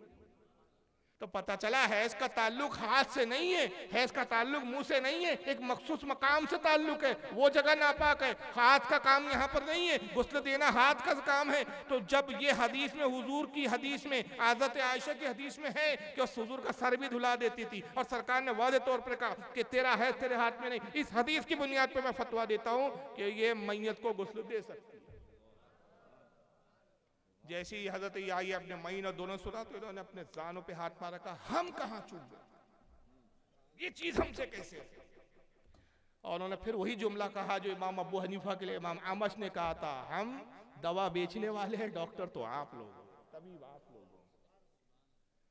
तो ये फकाहत का आलम था। फकाहत और होती है जैसा कि मैं अर्ज कर रहा हूँ, यही वजह है कि इमाम आज़म के अगर आप वाक़यात की गहराई में जाएं, ऐसे ऐसे मसले हल किए चुटकियों में जो बड़े बड़े मुहद्दिस के बस की बात नहीं थी। आपके ज़माने का बादशाह मंसूर बड़ा जालिम बादशाह, और इसी ने बाद में आपको जहर देके शहीद करवाया। अब विसाल का जिक्र में मैं थोड़ा बता दूंगा कि किस सबब से आपकी शहादत वाक़ई हुई। मंसूर सरफिरा बादशाह था, अपनी बीवी के साथ बैठा है, मजाक में बीवी ने कुछ ऐसा जुमला बोल दिया जो इसको बुरा लगा, गुस्से में आया और बस गुस्से में कह दिया कि मगरिब तक सूरज गुरूब होने से पहले मेरी हुकूमत से निकल जा, अगर सूरज गुरूब होने से पहले मेरी हुकूमत के हुदूद से बाहर ना निकली तो तुझ पे 3 तलाक, और अगर पकड़ी गई तो कत्ल कर दूंगा। चल अब निकल तो यहाँ से, धुतकार दिया। ये आई और बड़ी परेशान हुई, वजीरों को तलब किया और कहा कि वक्त ज़्यादा है नहीं, सुबह का वक्त था, सुबह सुबह बस उठे थे और वो बातचीत में झगड़ा हो गया मंसूर का और उसकी बीवी का। कहा कि हुकूमत तो इतनी बड़ी है कि कई दिन सफर करो तो इसकी हुकूमत की सरहद खत्म नहीं होती।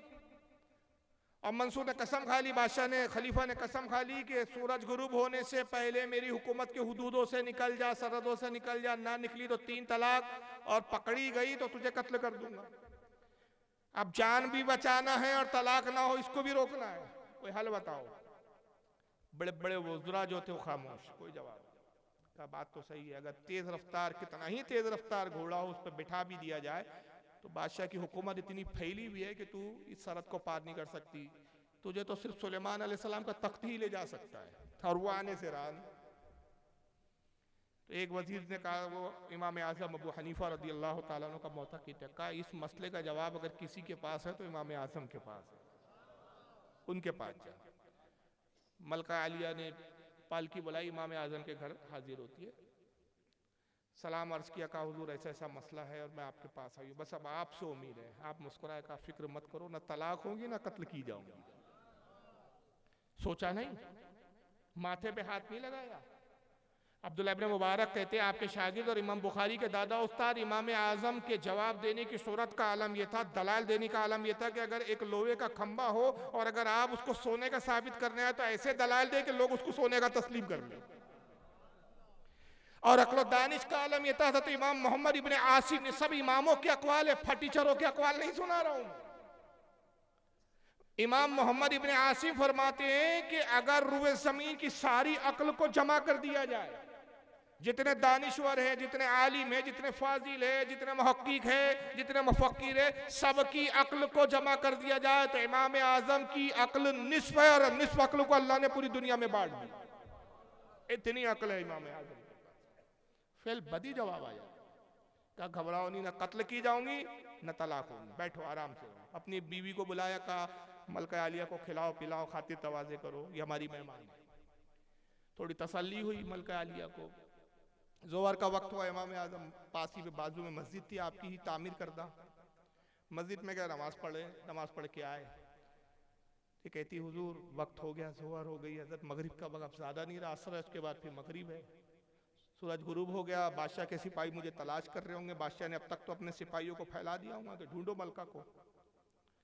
उसने कहा अगर पकड़ी गई तो कत्ल करूंगा और तलाक भी। तो हुजूर कुछ करामत दिखाएं, करामत से मुझे गायब कर दें। आपने फरमाया कोई करामत की जरूरत नहीं, इत्मीनान से आप खाइए पीजिए आराम से रहिए। असर की अज़ान, आप फिर गए मस्जिद में नमाज पढ़े, फिर वापस आ गए।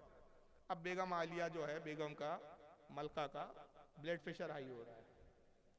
बोले हुजूर अब तक तो आप कुछ कर ही नहीं रहे, बस उठते जाते नमाज पढ़ते और वापस आ जाते, कुछ कर ही नहीं रहे, ना सवारी का इंतजाम, ना कोई करामत, ना कोई ताकत, ना कोई दुआ, कुछ नहीं, बस हो जाएगा हो जाएगा। कब तक तसल्ली पे काम चलेगा?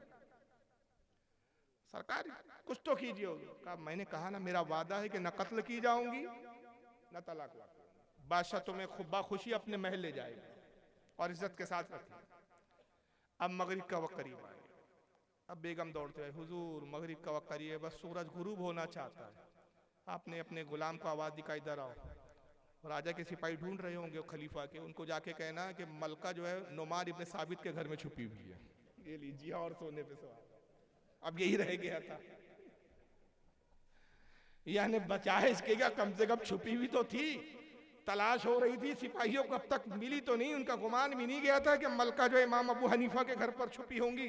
अब खुद ही खबर दिलवा रहे और रोने लगी, कहा हुजूर आपने तो मेरे साथ गद्दारी की, आप तो कह रहे थे वादा है कि ना कत्ल की जाऊंगी ना तलाक होंगी, और आप खुद ही आप मुखबिरी कर रहे हैं। कहा मैंने वादा किया है, अबू हनीफा का वादा पक्का है, घबरा मत।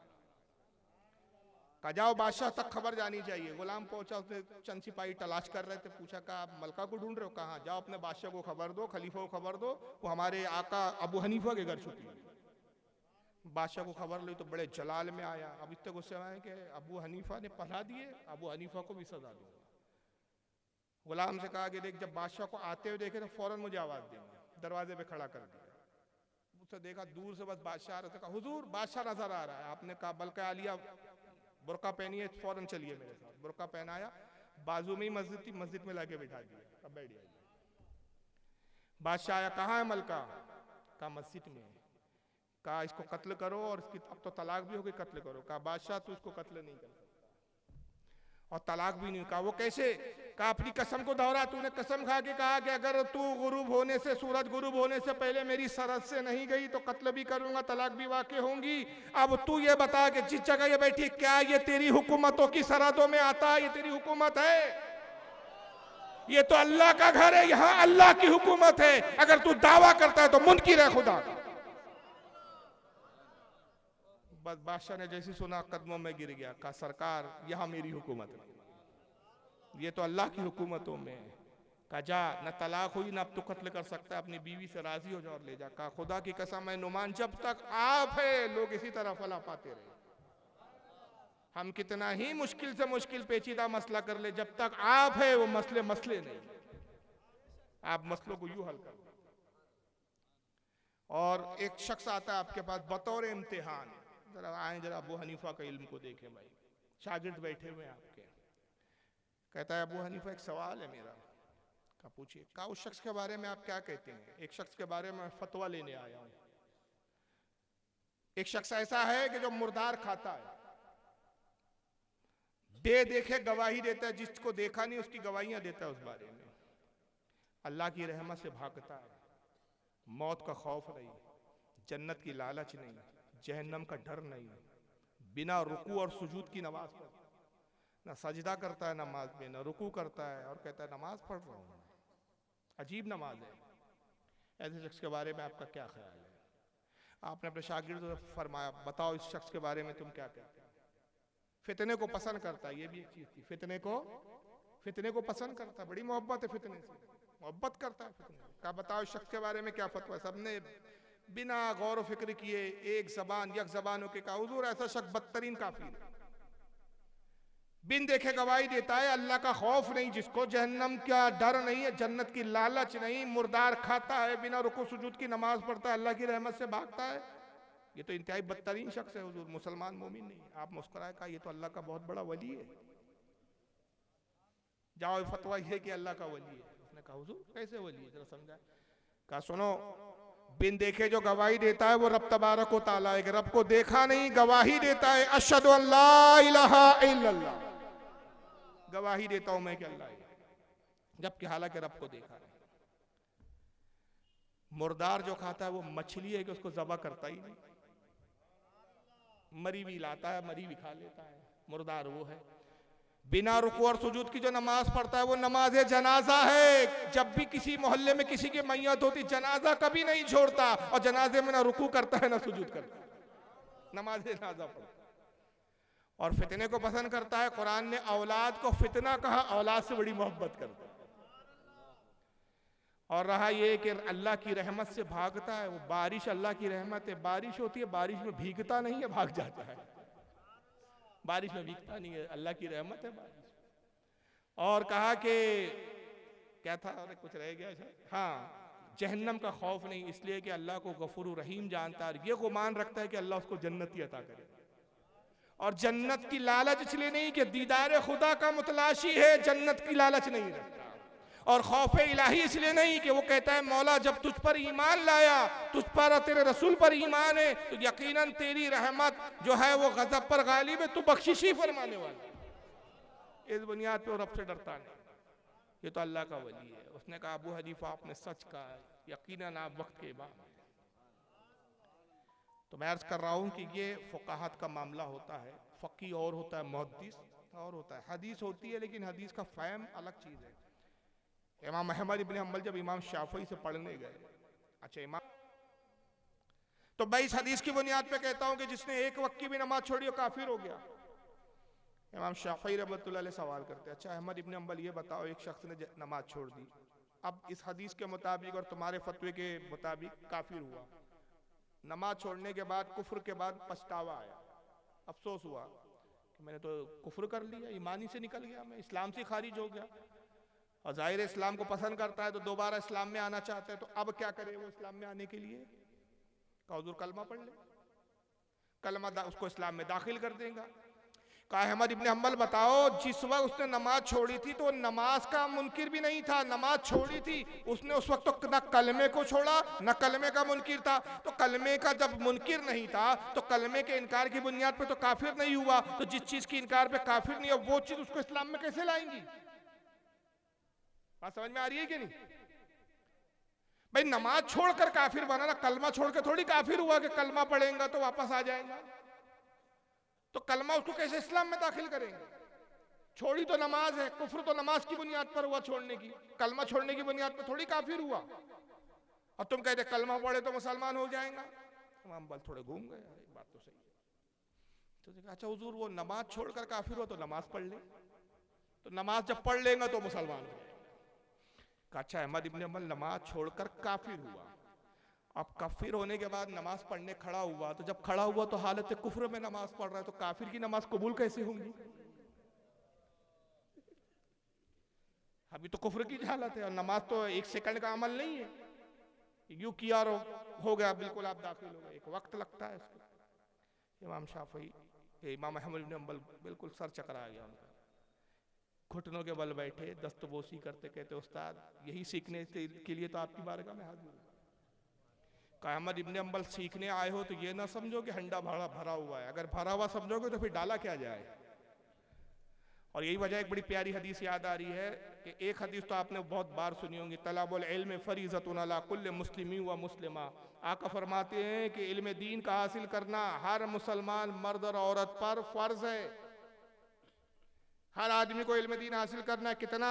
जो उसकी नमाज को दुरुस्त कर दे, उसके रोजे को दुरुस्त कर दे, उसकी तिजारत के उसूल को का पता दे दे, यानी अपने ज़रूरियात का इल्म हासिल करना हर मुसलमान पर लाजमी और ज़रूरी है। और फिर ज़्यादा गहराई में जाना ये आलिमों का काम है, जो फ़र्ज़ किफ़ाया है। लेकिन एक हदीस बड़ी प्यारी याद आई है।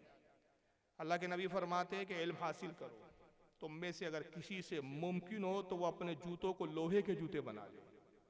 हालांकि लोहे के जूते कोई पहनता नहीं है, ये समझाने के लिए मुबालगा किया हुजूर ने इल्म की इफादियत और इल्म की अहमियत को समझाने के लिए। तुम में से अगर किसी से मुमकिन हो वो लोहे के जूते पहन ले और इल्म के हुसूल के लिए सफर करता रहे यहाँ तक के वो जूते घिस जाए, खत्म हो जाए, मगर तब भी ये ना समझे कि सब कुछ उसने हासिल कर लिया, यही समझे कि अब भी मैं खाली हूं। तो जब ये सोचता है तो हासिल करता, जिस वक्त इंसान ये सोचता है मैं तो बहुत बड़ा लामा हूं, बस खत्म, इसके बाद तो कुछ है ही नहीं, तो याद रखिए कि उससे बड़ा फिर कोई जाहिल नहीं होता। यही चीज हजरत इमाम अहमद इब्ने हंबल को समझाना चाह रहे इमाम शाफई कि अगर सीखने आए हो तो अपने आप को खाली हंडे की तरह समझो, अगर भरा हुआ समझोगे तो फिर मैं क्या डालूं। कहा हुजूर अब बताइए कि इस हदीस का मतलब क्या। कहा ये तो जाहिरी मतलब है जो मुहद्दिसीन लेते हैं, हम फ़क़ीह वो है जो हदीस पर गौर व फिक्र करते हैं और उसके बातिन को देखते हैं और हम बातिन के मायने अखज़ करते हैं। याद रखो कि कलमा जो है वो मुसलमान बनाने के लिए ज़रूरियात दीन में नमाज फ़र्ज है, लेकिन ईमान एक अलग शय है। ईमान क्या है? अल्लाह की तौहीद का इकरार, रसूल की रिसालत का इकरार, क़यामत का इकरार, अज़ाब का इकरार, फरिश्तों का इकरार, आसमानी किताबों का इकरार। ये ईमान में नमाज फर्ज है, उसको छोड़ने वाला अहमद इब्ने हंबल सुना वो गुनाहगार होता है। हुजूर की हदीस का मफहूम ये है कि जिसने कसदन एक वक्त की नमाज छोड़ी उसने गोया काफिरों वाला काम किया। काफिर नहीं हुआ बल्कि क्या किया? काफिरों वाला काम किया। इमाम शाफी ये फतवा तो बहुत बाद में दे रहे हैं, इमाम अबू हनीफा के ज़माने में तो पैदा भी नहीं हुए, लेकिन उससे बहुत पहले हमारे इमाम आज़म अबू हनीफा क्या फतवा देते हैं। ये हदीस जब उनके सामने पेश की जाती है कि हुजूर अल्लाह के नबी की हदीस है, मन तरक सलात मुतअम्मिदन फ़क़द कफ़र, आप इस बारे में क्या कहते हैं? फरमाते हैं अल्लाह के रसूल की मंशा ये है कि ये नमाज छोड़ना काफिरों वाला काम है, वो काफिर नहीं होगा, ज़ाहिरन काफिरों की तरह काम किया तो उसको हम फासिक कहेंगे। और बादशाह इस्लाम पर लाजिम है कि बेनमाजी को वो कैद करे और उस वक्त तक कैद में रखे जब तक वो सच्ची तौबा ना करे। यहां से एक बात भी पता चलती है कि मुसलमान पर नमाज पढ़ना कितना बड़ा अहम फर्ज है। अगर हम बेनमाजी है तो ये हमारा खुलेआम घूमना फिरना शरीयत में जायज नहीं, हमारा ये खाना पीना जायज नहीं, बल्कि हम किस चीज के मुस्तहिक है कि हमको कैद में रखा जाए। मगर अफसोस की बात है कि आज मुसलमान नमाजों से गाफिल है, नमाज की अहमियत ही नहीं है। योगा करने का टाइम निकाल लेते हैं हम, लेकिन नमाज पढ़ने का टाइम नहीं। हालांकि नमाज जिस्मानी और बदनी इबादत के साथ साथ एक तरह की वर्जिश भी है। हालांकि उसको वर्जिश की नीयत से नहीं करना है, लेकिन ये तो अल्लाह ताला ने उसमें बरकतें रख दी, उसमें एक खूबियां रख दी कि नमाज के स्टेप ही ऐसे हैं, रुकू और सुजूद का आलम ही है। मैंने एक डॉक्टर की तहकीक पढ़ी और गैर मुस्लिम डॉक्टर है, किसी ने उससे कहा कि आंखें कमजोर हो जाए तो क्या करे, उसने कहा अपने सर को जमीन पर रख के बहुत देर तक लेटा रहे। मैंने कहा इसी को तो सजदा कहते हैं, और जितना तवील सजदा हो उतना सवाब भी मिल रहा है और आंखों की तरफ खून का रवानगी बढ़ रही है, तो खून की रोशनी भी बढ़ रही है। यहाँ तक कि योगा करने वाले खुद कहते हैं कि अगर किसी को रीढ़ की हड्डी का प्रॉब्लम हो, कमर में दर्द होता हो, तो वो रुकू की हालत में झुककर बहुत देर तक उसी हालत में रहे। ये जितने अरकान हैं अल्लाह ताला ने सब हमारी जिस्म की सेहत के लिए भी इसको बनाए हैं, इसकी सेहत भी इससे दुरुस्त रहती है और उसके अलावा फिर क्या होता है, साथ साथ सवाब भी मिलता है। हम खूब रात में खाना खाते हैं और खाना खा के टहलते हैं खाना पचाने के लिए, मगर हमें ये शऊर नहीं आता, इब्लीस हमें ऐसा गुमराह कर रखा है कि अगर भाई खाना ही हजम करना है तो ईशा की नमाज पढ़ लो, 17 रकात इतनी है कि उसी में तुम्हारा खाना हजम हो जाए, कम अज कम इस नियत से हम नमाज पढ़ लें। तो बहरहाल बड़े अफसोस की बात है कि आज हम नमाज नहीं पढ़ते, जबकि हमारे जितने इमाम और इमाम है एक वक्त की भी किसी की नमाज कभी छूटी नहीं। तो बहरहाल ये मैं बताना ही चाह रहा था। तो इमाम अहमद इब्न हम्बल रज़ी अल्लाह ताला अन्हु जो है फिर इमाम शाफ़ई के दस्तबोसी करते कहते यकीनन यही चीज़ मैं आपसे सीखने आया हूँ। तो पता चला कि फ़ुक़ाहत और होती है और मुहद्दिसाना चीज़ें, मुहद्दिस के हदीस दानी एक अलग फ़न है। इमाम आज़म अबू हनीफ़ा जो थे वो कौन थे? फ़क़ीह थे, फ़क़ीहों के बाब थे, मुज्तहिदीन के बाब थे। यहाँ तक कि जब इंतकाल हुआ तो 7,000 के करीब मुज्तहिदीन छोड़े। और मुल्ला अली क़ारी रहमतुल्लाह अलैह मिरकात शरह मिशकात में फरमाते हैं कि आपने जो हदीसों से इस्तिंबात की हदीस है वो 1,70,000 मसाइल है। और वो उसूल कायम की कि उन मसाइलों से बाद वालों ने सैकड़ों और हजारों लाखों मसाइल निकाले फिर। और यहाँ तक कि हज़रत अब्दुल्लाह इब्ने मुबारक रज़ी अल्लाह ताला अन्हु जब हदीस बयान करते और कोई वो हदीस जो इमाम अबू हनीफा से उनके पास आई तो वो क्या कहते? ये नहीं कहते हद्दसना अबू हनीफा, ये नहीं कहते हद्दसना नुमान, बल्कि क्या कहते हैं? हद्दसना शहींशाह, हमसे शहींशाह ने हदीस बयान की। लोग कहते हुजूर आप किसको शहींशाह कह रहे? कहते ये अबू हनीफा के अलावा और कौन हो सकता है? ये हदीस हमको इमाम अबू हनीफा से मिली। मैं दो चार बातें बोल के बस खत्म करूंगा कि जहानत का जो बात चल रही है, फुकाहत की जो बात चल रही है, चुटकियों में मसाइलों को हल करना। इमाम अबू हनीफा के जमाने में एक शादी की तकरीब होती है, आप भी उसमें तशरीफ ले जाते हैं सुबह सुबह। अच्छा उस जमाने में वलीमे रात में नहीं होते थे, ये चलन हमारे यहाँ बड़ा अजीब चला है। उस जमाने में तकारीरें भी सुबह होती थी, शादी की तकारीब भी सुबह होती थी, रात में वो लोग सोते थे और जो आबिद और जाहिद होते थे और रात रात भर नफिल पढ़ते थे, नवाफिल पढ़ते थे। अब हम क्या करते हैं? रात भर शादी और वलीमा चलता है और मटर गश्ती करते हैं और सुबह फजर सोते पड़े रहते हैं। सब उल्टा हो गया।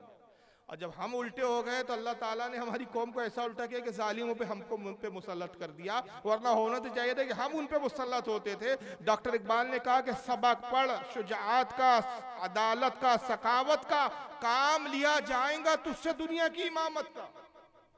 हम दुनिया के इमाम बनने आए थे लेकिन गुलाम और खादिम बन के रह गए। गंदी चीजें खाने वाले और पीने वाले आज हम पर हुकूमत कर रहे हैं। इसकी वजह यह है कि हमारी गफलत है। तो सुबह वलीमा था, वो बड़े बड़े उलमा आए हुए थे, इमाम अबू हनीफा को भी बुलाया गया था। जैसे ही पहुंचे तो दो लड़कों की शादी हुई थी, दो सगी बहनों से। दो सगे भाई थे, उनकी दो सगी बहनों से होती। एक भाई के निकाह में एक बहन थी, दूसरे भाई के निकाह में दूसरी बहन थी। लड़कों का बाप चीखता हुआ आता, हुजूर गजब हो गया, गजब हो गया। का क्या हुआ? का कल रात अंधेरे में दुल्हनों की तब्दीलियां हो गई। जिसके साथ जिसका निकाह हुआ वो दुल्हन दूसरे के कमरे में चले गई और इसका निकाह इससे हुआ तो उसकी दुल्हन इसके कमरे में। गजब हो गया। तो हुजूर क्या करें? तो इमाम अबू सुफियान भी उस मजलिस में मौजूद थे, ये भी बहुत बड़े मुहद्दिस थे इमाम अबू सुफियान। तो इमाम अबू सुफियान से पूछा गया कि आप क्या कहते? कहा गलती हुई है, जानबूझ के तो किया नहीं, अल्लाह माफ करने वाला है, कसदन तो हुआ नहीं। तो जिसका जिससे निकाह हुआ बीवी तो उसी की है। अब चूंकि गलती से काम हुआ तो उसको जीना तो नहीं कहा जाएगा, जीना जो होता है वो कसदन होता है। ये तो गलती हुई है ना, और गलती का ख्याल और एहसास भी नहीं था। तो जिसका निकाह जिससे हुआ वो उसी की बीवी है, लिहाजा उसकी बीवी है, उसको उसके हवाले कर दी जाए। लेकिन इसमें एक थोड़ा सा पेचीदगी थी और लोगों ने इमाम अबू सुफियान की तायद की, इमाम आज़म अबू हनीफा खामोश थे। तो लड़के के बाप ने पूछा कि हजरत आप क्या कहते हैं? कहा मेरी राय इन सबसे मुख्तलिफ है। सबकी राय यही थी लेकिन इमाम अबू हनीफा तन्हा थे। कहा इससे बेहतर हल है मेरे पास। बोले क्या? कहा दोनों लड़कों को बुलाओ। दो लड़कों को बुलाया। आपने पहले लड़के से पूछा कि जिस लड़की के साथ, जिस औरत के साथ तुमने रात गुजारी वो तुम्हें पसंद थी? बोले हाँ वो अच्छी थी, पसंद थी। दूसरे से पूछा जिस लड़की के साथ तुमने रात गुजारी वो भी तुम्हें पसंद थी? कहा हाँ।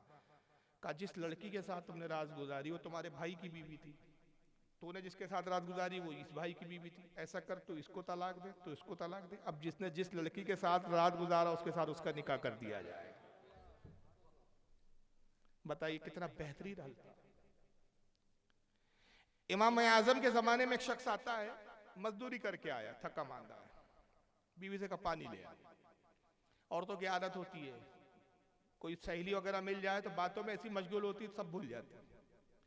पानी लाने पहुंची, पड़ोस में एक औरत ने आवाज दी, उससे बात करने लगी, हाथ में गिलास है, गुफ्तगू करने लगी, बात तवील हो गई। ये गुस्से में तड़प रहा है कि मैं भूखा प्यासा आया हूँ मजदूरी करके पानी के लिए। बोला कम बखत कहाँ उलझ के बैठी, पारा गर्म हो रहा है। उसने आवाज दिया अरे पानी पिलाएंगी कि नहीं पिलाएंगी? हाँ आ रही आती है। उसके गुस्से में कह दिया अब पानी ला रही है तू?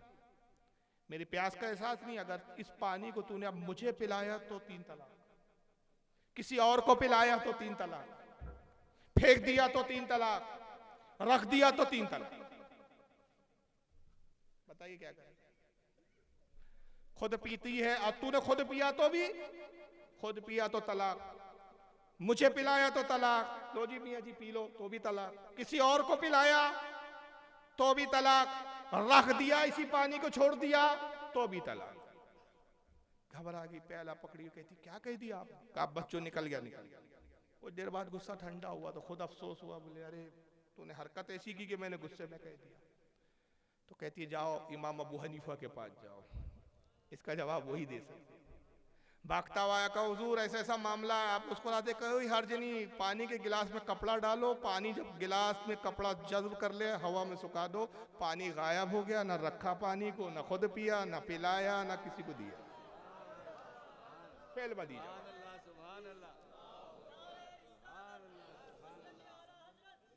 ये वो मसाइल पेचीदा, ऐसे इतनी मिसालें हज़रत इमाम इब्न हजर अल मक्की अल हैतमी ने अल खैरातुल एहसान लिखी है किताब, उसमें ऐसे ऐसे वाक़यात नायाब बयान किए। और ये एक बड़ी कमाल की बात है कि इमाम आज़म की फ़ुक़हात पर, उनकी अक्लमंदी पर, उनकी दानिश पर, उनकी फ़हम पर जो सबसे ज़्यादा जिन हज़रात ने किताबें लिखी वो सब शाफ़िउल मसलक है।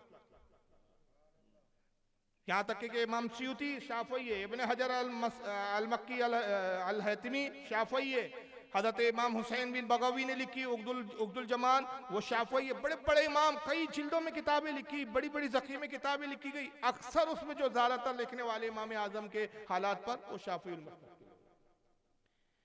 एक शख्स ने कसम खाई इमाम आज़म के ज़माने में अंडा नहीं खाऊंगा, किसी बात पे खाया। अब एक दिन जनाब जा रहे, एक दोस्त को देखा कि एक चीज़ छुपाए ला रहा है, उसने देख लिया तो उसने छुपाना शुरू कर। उसने कहा अच्छा कोई कीमती चीज़ है मुझसे छुपा रहा है कम वक्त। असल में अब वो क्यों छुपा रहा था, वो आगे राज खुले। ये करीब पहुंचा, कहा क्यों मियाँ कोई चीज़ लाए हो खाने की, हमसे छुपा रहे हो? अरे यार तेरे खाने की नहीं है, रहने दो, तो तकलीफ मत कर। नहीं मैं तो खाऊंगा। अरे यार मैंने कहा ना तेरे खाने के लायक नहीं है। कहा हमें 200 के नहीं खिलाते, कसम खुदा की अब वो चीज़ तेरे जो पास है वो तो खा के रहूंगा। कसम खा ली सर।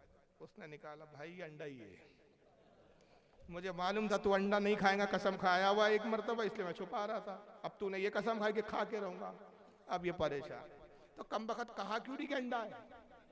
कहा मैं कह तो रहा था कि तेरे खाने लायक नहीं है, तूने जल्दबाजी से काम लिया और जोश में कसम खा ली।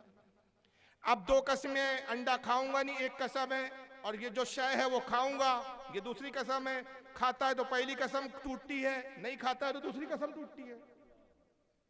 आप क्या करें? कहा इमाम अबू हनीफा। गाड़ियां जहां अटकी वहां इमाम अबू हनीफा के पास पहुंचे। हुजूर अस्सलाम वालेकुम। वालेकुम। हुजूर ऐसा सा मसला है। हम मुस्कुराए, कोई हर्ज नहीं, अंडे पे मुर्गी बिठाओ, जब चूजा पैदा हो जाए चूजा को पका के खा जाओ।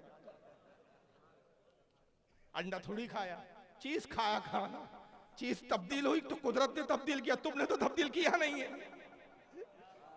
अंडे पे मुर्गी बिठाओ, चूजा पैदा हो जाए, चूजा खा जाओ। तो ये फुकाहात और ये इल्म की गहराई थी इमाम आज़म अबू हनीफा की। और अभी कुछ हालात चल रहे हैं उस ताल्लुक से, और दावे कर रहे हैं, मैं इशारा बोलूंगा, ज़्यादा खुल के बोलूंगा नहीं, क्योंकि मेरी आदत है मौजू से मैं हटना नहीं पसंद करता हूँ। लेकिन हालात चल रहे थे, ज़िम्नन बोल के जा रहा हूँ। अभी हमारे अहले सुन्नत में जो बड़े उथल पुथल हो रही है ना, उसकी तरफ मुझसे कबल जो हमारे मुकर्रिर अहले सुन्नत उन्होंने भी इशारा किया था, वो 10 कुरान वाला जुमला बोलकर 10 पारे सीनों में कुछ लोगों के, हालांकि 30 जाहिर है वो 10 है। अब वही तबके में एक बात आ गई साहब कि वो फुला मुसलमान नहीं थे, फुला मुसलमान नहीं थे। शियात इतनी गालिब आते जा रही है, हालांकि याद रखिए हम अहले सुन्नत है और शिया एक अलग फिरका है, उससे अहले सुन्नत का कोई ताल्लुक दूर दूर तक। और याद रखिए हुब्बे अली शियात का नाम नहीं है, ये जुमला दे रहा हूं तारीखी जुमला, हुब्बे अली हुब्बे अहले बैत शियात का नाम है, बुग़्ज़े सहाबा शियात का नाम है।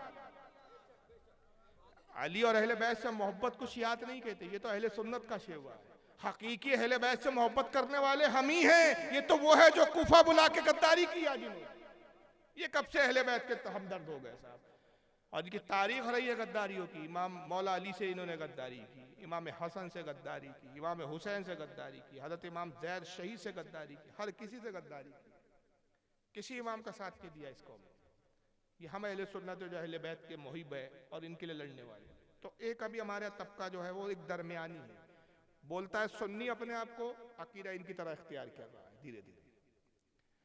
हालांकि वो इतना नादान तबका है कि जुमे के खुतबे में आज तक सुन रहा था कि बादल अंबियाए क्या है वो, बादल अंबियाए बित्तहकीक अफजलुन नास अफजलुल बशर बादल अंबियाए अफजलुल बशर बादल अंबियाए बित्तहकीक अबू बकर सिद्दीक। अब अली का पहला नंबर। चलो भाई, अब यहाँ तक नौबत आ गई कि साहब वो फला इमाम जो थे, फला साहबी थे, वो ईमान में नहीं, फला साहबी ईमान नहीं, ये फतवे ये देते बैठा। इमाम आजम के ज़माने में एक राफदी था आपकी बस्ती में, अब मुतशद्दिद किस्म का तबर्राई राफदी था। तबर्राई यानी जो साहब को गालियाँ बकता, वो साफ कहता था कि उस्मान गनी माज़अल्लाह मुनाफिक था। इमाम आजम को खबर हुई कि साहब ये इमाम उस्मान गनी को मुनाफिक कहता है। तो आप एक दिन उसके घर तशरीफ लाते और कहते कि उसकी लड़कियां थी कुछ, कहा कि मैंने तुम्हारी लड़कियों के बड़े चर्चे सुने कि बड़ी हसीन और जमील है, तो कुछ अच्छे पैगामात मेरे पास आए हैं। एक पैगाम आया है, अगर तुम कहो तो वो लड़के को तुम्हारे घर लाया जाए ताकि उसके अहले खाना लड़की देख ले, तुम लड़के को देख लो और रिश्ता बढ़ जाए। उसने कहा भाई आपने देखा होगा तो अच्छा ही रिश्ता होगा। कहा हाँ रिश्ता तो बहुत अच्छा है, लड़का बहुत काबिल है, नेक व पारसा है, कमाई भी बहुत है, इबादत गुजार है, लेकिन सिर्फ एक खामी है। कहा क्या खामी है? कि मुनाफिक है। ला हौला वला कुव्वत, आप मुसलमानों के इमाम होकर एक मुनाफिक का रिश्ता लाए हैं। कहा क्या ताज्जुब है, ये भी तो तुम्हारे बकौल सुन्नत है कि रसूलुल्लाह ने अपनी 2 बेटियां मुनाफिक को दे दी थी। उस्मान गनी की निकाह भी कितनी थी? बस उसने सुना तो उस जमाने का गैरतमंद था, वो आज के बेगैरतों की तरह नहीं था। उसने इमाम अबू हनीफा के हाथ पकड़े, रोने लगा। कहा इमाम खुदा की कसम बड़ी हिकमत से आपने मुझे इस मसले को समझा दिया, मैं आज से उस मजहब से तायब होता हूं और अहले सुन्नत का मजहब इख्तियार है।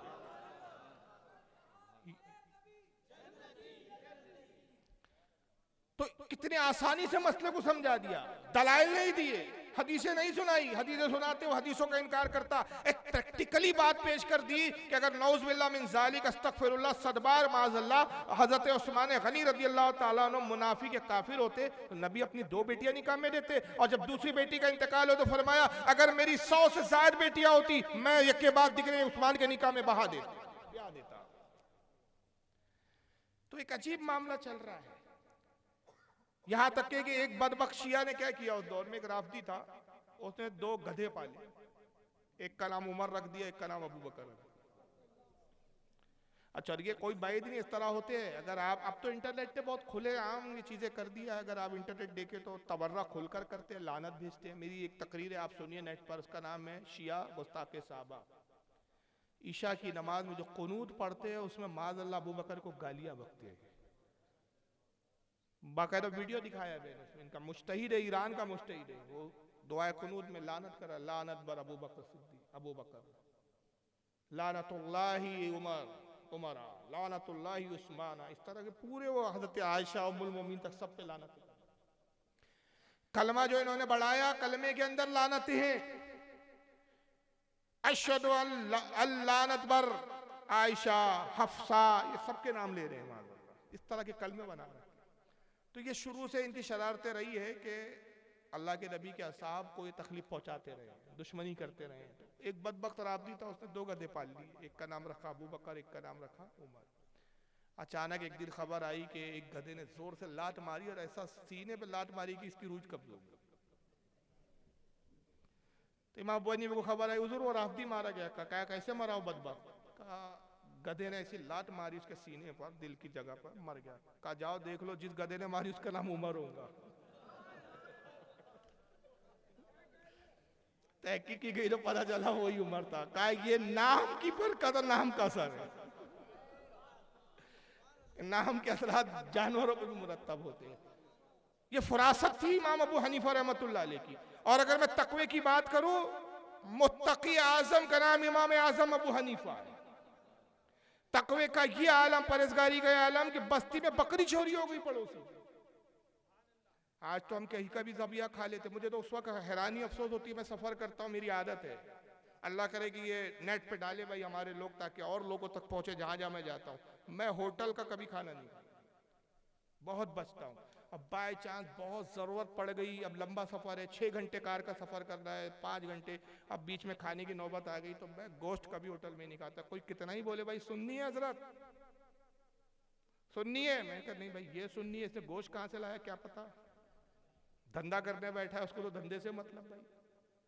तो मैं ना बदअकीदों का ज़बिया खाता हूँ, काफिर का तो सवाल ही पैदा नहीं होता। जो हमारे नबी का गुस्ताख हो उसके हाथ का ज़बिया हमारे लिए कहाँ से हलाल हो। और याद रखिए गिज़ाएं वो होती हैं, पाकीज़ा गिज़ा पाकीज़ा असर लाती है। तफसीर रूहुल बयान में एक बात याद आ रही है, तफसीर रूहुल बयान में हज़रत इमाम इस्माइल हक्की रहमतुल्लाह एक वाक़या लिखा है। इमाम गज़ाली के उस्ताद है, किसके उस्ताद है? इमाम गज़ाली तसव्वुफ़ के इमाम है, बल्कि मैं कहूँगा तसव्वुफ़ में इमाम मुज्तहिद है, इज्तिहाद की सलाहियत रखने वाली ज़ात तसव्वुफ़ में उसका नाम है इमाम गज़ाली रहमतुल्लाह अलैह। उनके उस्ताद हज़रत इमाम अबुल माली अल जुवैनी, ये बहुत बड़े मुनाजिर थे, मुनाजरे करते थे दहरियों से, नेशरियों से, बदअकीदों से, और मुनाजरे फतेह होते थे, बड़े बड़े मुनाजरों में इनको बुलाया जाता था। लेकिन एक अजीब बात है, इनके शागिर्दों ने महसूस किया कि जब मद्दे मुकाबिल कोई दलील पेश करता, कोई बात करता, जब उसकी ये गुफ्तगू सुनते हैं तो ये खड़े होते हैं तो एक लम्हे के लिए इनके बदन पे कपकपी आ जाती, थरथराते थोड़ा सा, फिर ये अपने आप को संभालते, थोड़ा कंट्रोल करते, उसके बाद फिर उसका जवाब देते। शागिर्दों ने कहा ये क्या बात है, जैसी सामने वाला कोई बात पेश करता है तो ये घबराते, एक लम्हे के लिए कांपते हैं, कपकपी आती है, फिर कंट्रोल करते हैं, फिर जवाब देते हैं। तो एक दिन शागिर्दों ने पूछा, हुजूर हमने बारहा ये बात को देखा है कि आप जवाब तो दंदान शिकन देते हैं, दुश्मन को लाजवाब कर देते हैं, मगर जैसे ही आप खड़े होते हैं एक लम्हे के लिए कपकपी आती है, आप थोड़ा घबराते हैं, फिर अपने आप को संभालते हैं, फिर जवाब देते हैं। ये कपकपी क्यों आती है, क्या बीमारी है, कोई मर्ज है? फरमाया नहीं, असल में मामला यह है कि मेरे वालिद शेख मोहम्मद बहुत मुत्तकी और परहेज़गार थे, वो भी बहुत बड़े बुजुर्ग और आलिम थे।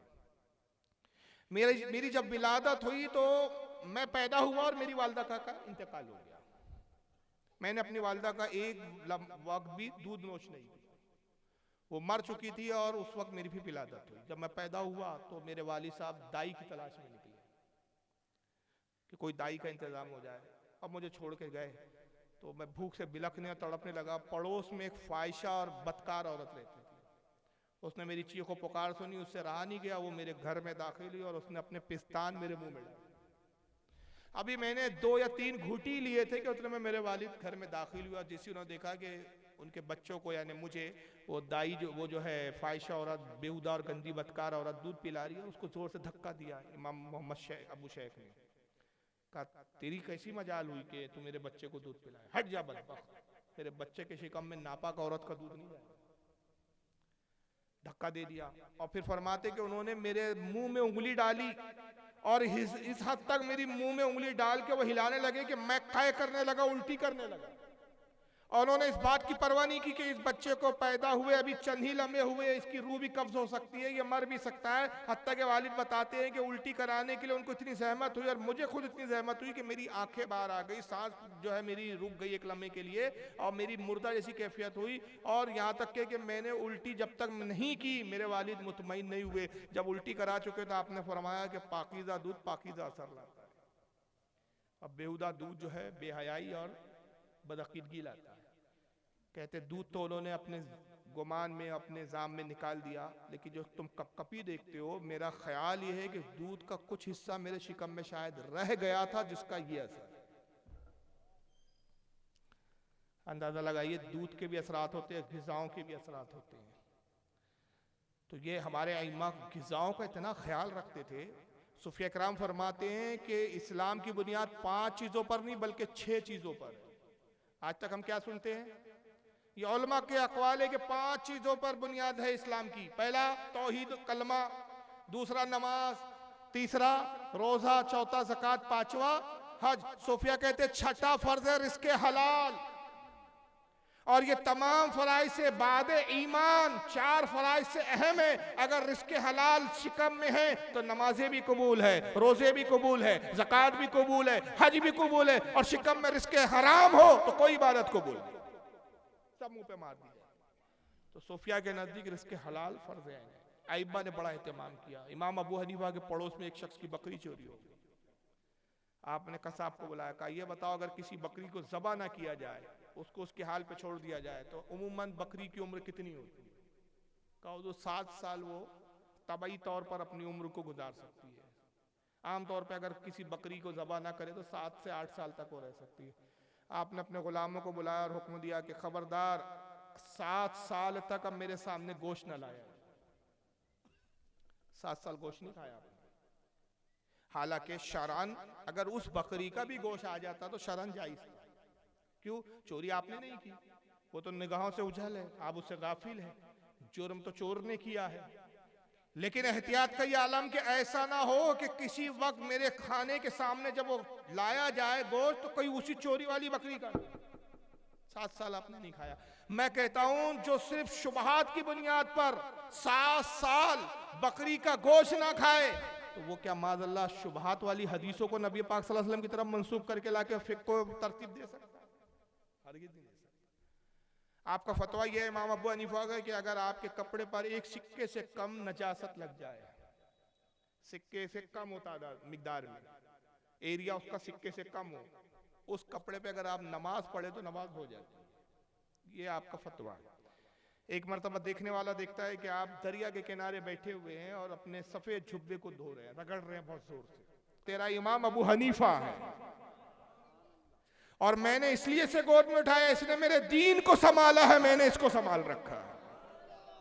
बारगाह रसूल में भी मकबूल है, बारगाह खुदाबंद कुद्दूस में भी मकबूल है। दुर्र मुख्तार, रद्दुल मुख्तार, खतीब बगदादी ने लिखा, फतावे शामी में मुतअद्दिद उलमा ने लिखा ये कि आप हज के लिए तशरीफ ले गए इमाम आज़म और इबादत की, रात रात भर इबादत करते थे। यहाँ तक कि आपके शागिर्द इमाम अबू यूसुफ कहते हैं कि हमने अपने उस्ताद को कभी भी पालकी मारकर बैठे हुए नहीं देखा। पालकी मारना बोलते हैं ऐसा, इस तरह बैठते हैं, हमने ऐसे नहीं देखा। और ना कभी हमने अपने उस्ताद को पैर ऐसे लंबे करते हुए देखा। जब भी आप बैठे 2 जानू उस हालत में बैठते जैसे नमाज में कायदे में बैठा जाए। एक मरतबा मजलिस में आप बैठे हुए बहुत देर तक गुफ्तगू करते रहे उलमा से और उसी हालत में बैठे रहे। हम सोचते रहे कि हजरत के पैर में दर्द हो गया होगा, मगर आप बैठे रहे। यहाँ तक कि मजलिस बर्खास्त हुई, आप उठे और अपने एक मखसूस कमरे में गए, वहां भी फिर आप वैसे बैठे। तो इमाम अबू यूसुफ कहते हैं मैंने अर्ज किया हुजूर अब यहाँ तो कोई नहीं है, यहाँ कम से कम आप अपने पैर को दराज और लंबे कर ले। फरमाया मैं वहां अहले मजलिस का जो है लिहाज रखूं, क्या यहाँ अल्लाह का हया ना करूं? यहाँ तो रब देख रहा। यानी खलवत और जलवत यकसा थी, ऐसा नहीं है कि बाहर कुछ है और अंदर कुछ है। तब इमाम अबू हनीफा बने। आप खाने काबा गए और आपने नमाज पढ़ी, रात भर इबादत करते रहे। और फिर जब फजर का वक्त करीब आया, सुबह सादिक का वक्त, रोने लगे। अर्ज किया मौला मैं तेरी इबादत का हक अदा नहीं कर सकता। अल्लाह ताला से बार बार रोके कहते मौला मैं तेरी इबादत का हक अदा ना कर सका, मेरी लर्जिशों को और खताओं को माफ कर दे। हजर अस्वद से आवाज आती है नुमान तूने हमारी इबादत का हक अदा किया, हमने तेरी इबादतों को भी कबूल किया और कयामत तक जो तेरी तकलीद करेगा हमने उसकी भी मगफिरत तेरी वजह से फरमा दी। जितने क़यामत तक यही वजह है कि निज़ामुद्दीन औलिया जैसा वक्त का वली, ख्वाजा गरीब नवाज जैसा वक्त का वली, बाबा फरीदगंज शक्कर जैसा वक्त का वली, हज़रत अमीर खुसरो रहमतुल्लाह अलैह जैसा, हज़रत मुहद्दिस क्या नाम है मखदूम अशरफ शिमनानी जैसा, जितने बड़े बड़े औलिया हिंदुस्तान और बर्रे सगीर में सब इमाम आज़म के मुक़ल्लिद नज़र आते हैं। और दुनिया में सबसे ज़्यादा जिसके मुक़ल्लिद पाए जाते हैं वो इमाम आज़म अबू हनीफा। जितने भी इमाम है कोई ऐसा इमाम नहीं है जिसका इमाम आज़म का फैज़ उस तक कहीं ना कहीं से ना पहुंचा हो। रमज़ान मुबारक में 63 कुरान मरतबा 63 कुरान आप रमज़ान में ख़त्म फरमाते थे, यानी एवरेज निकाले तो तकरीबन 2 कुरान रोज़ाना का औसत होता है।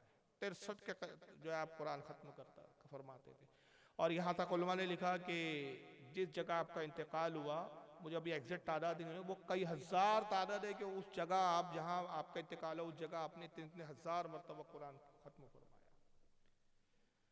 इंतकाल का सबब यह हुआ कि मंसूर ने आपको बुलाया, यही जो जालिम बादशाह था।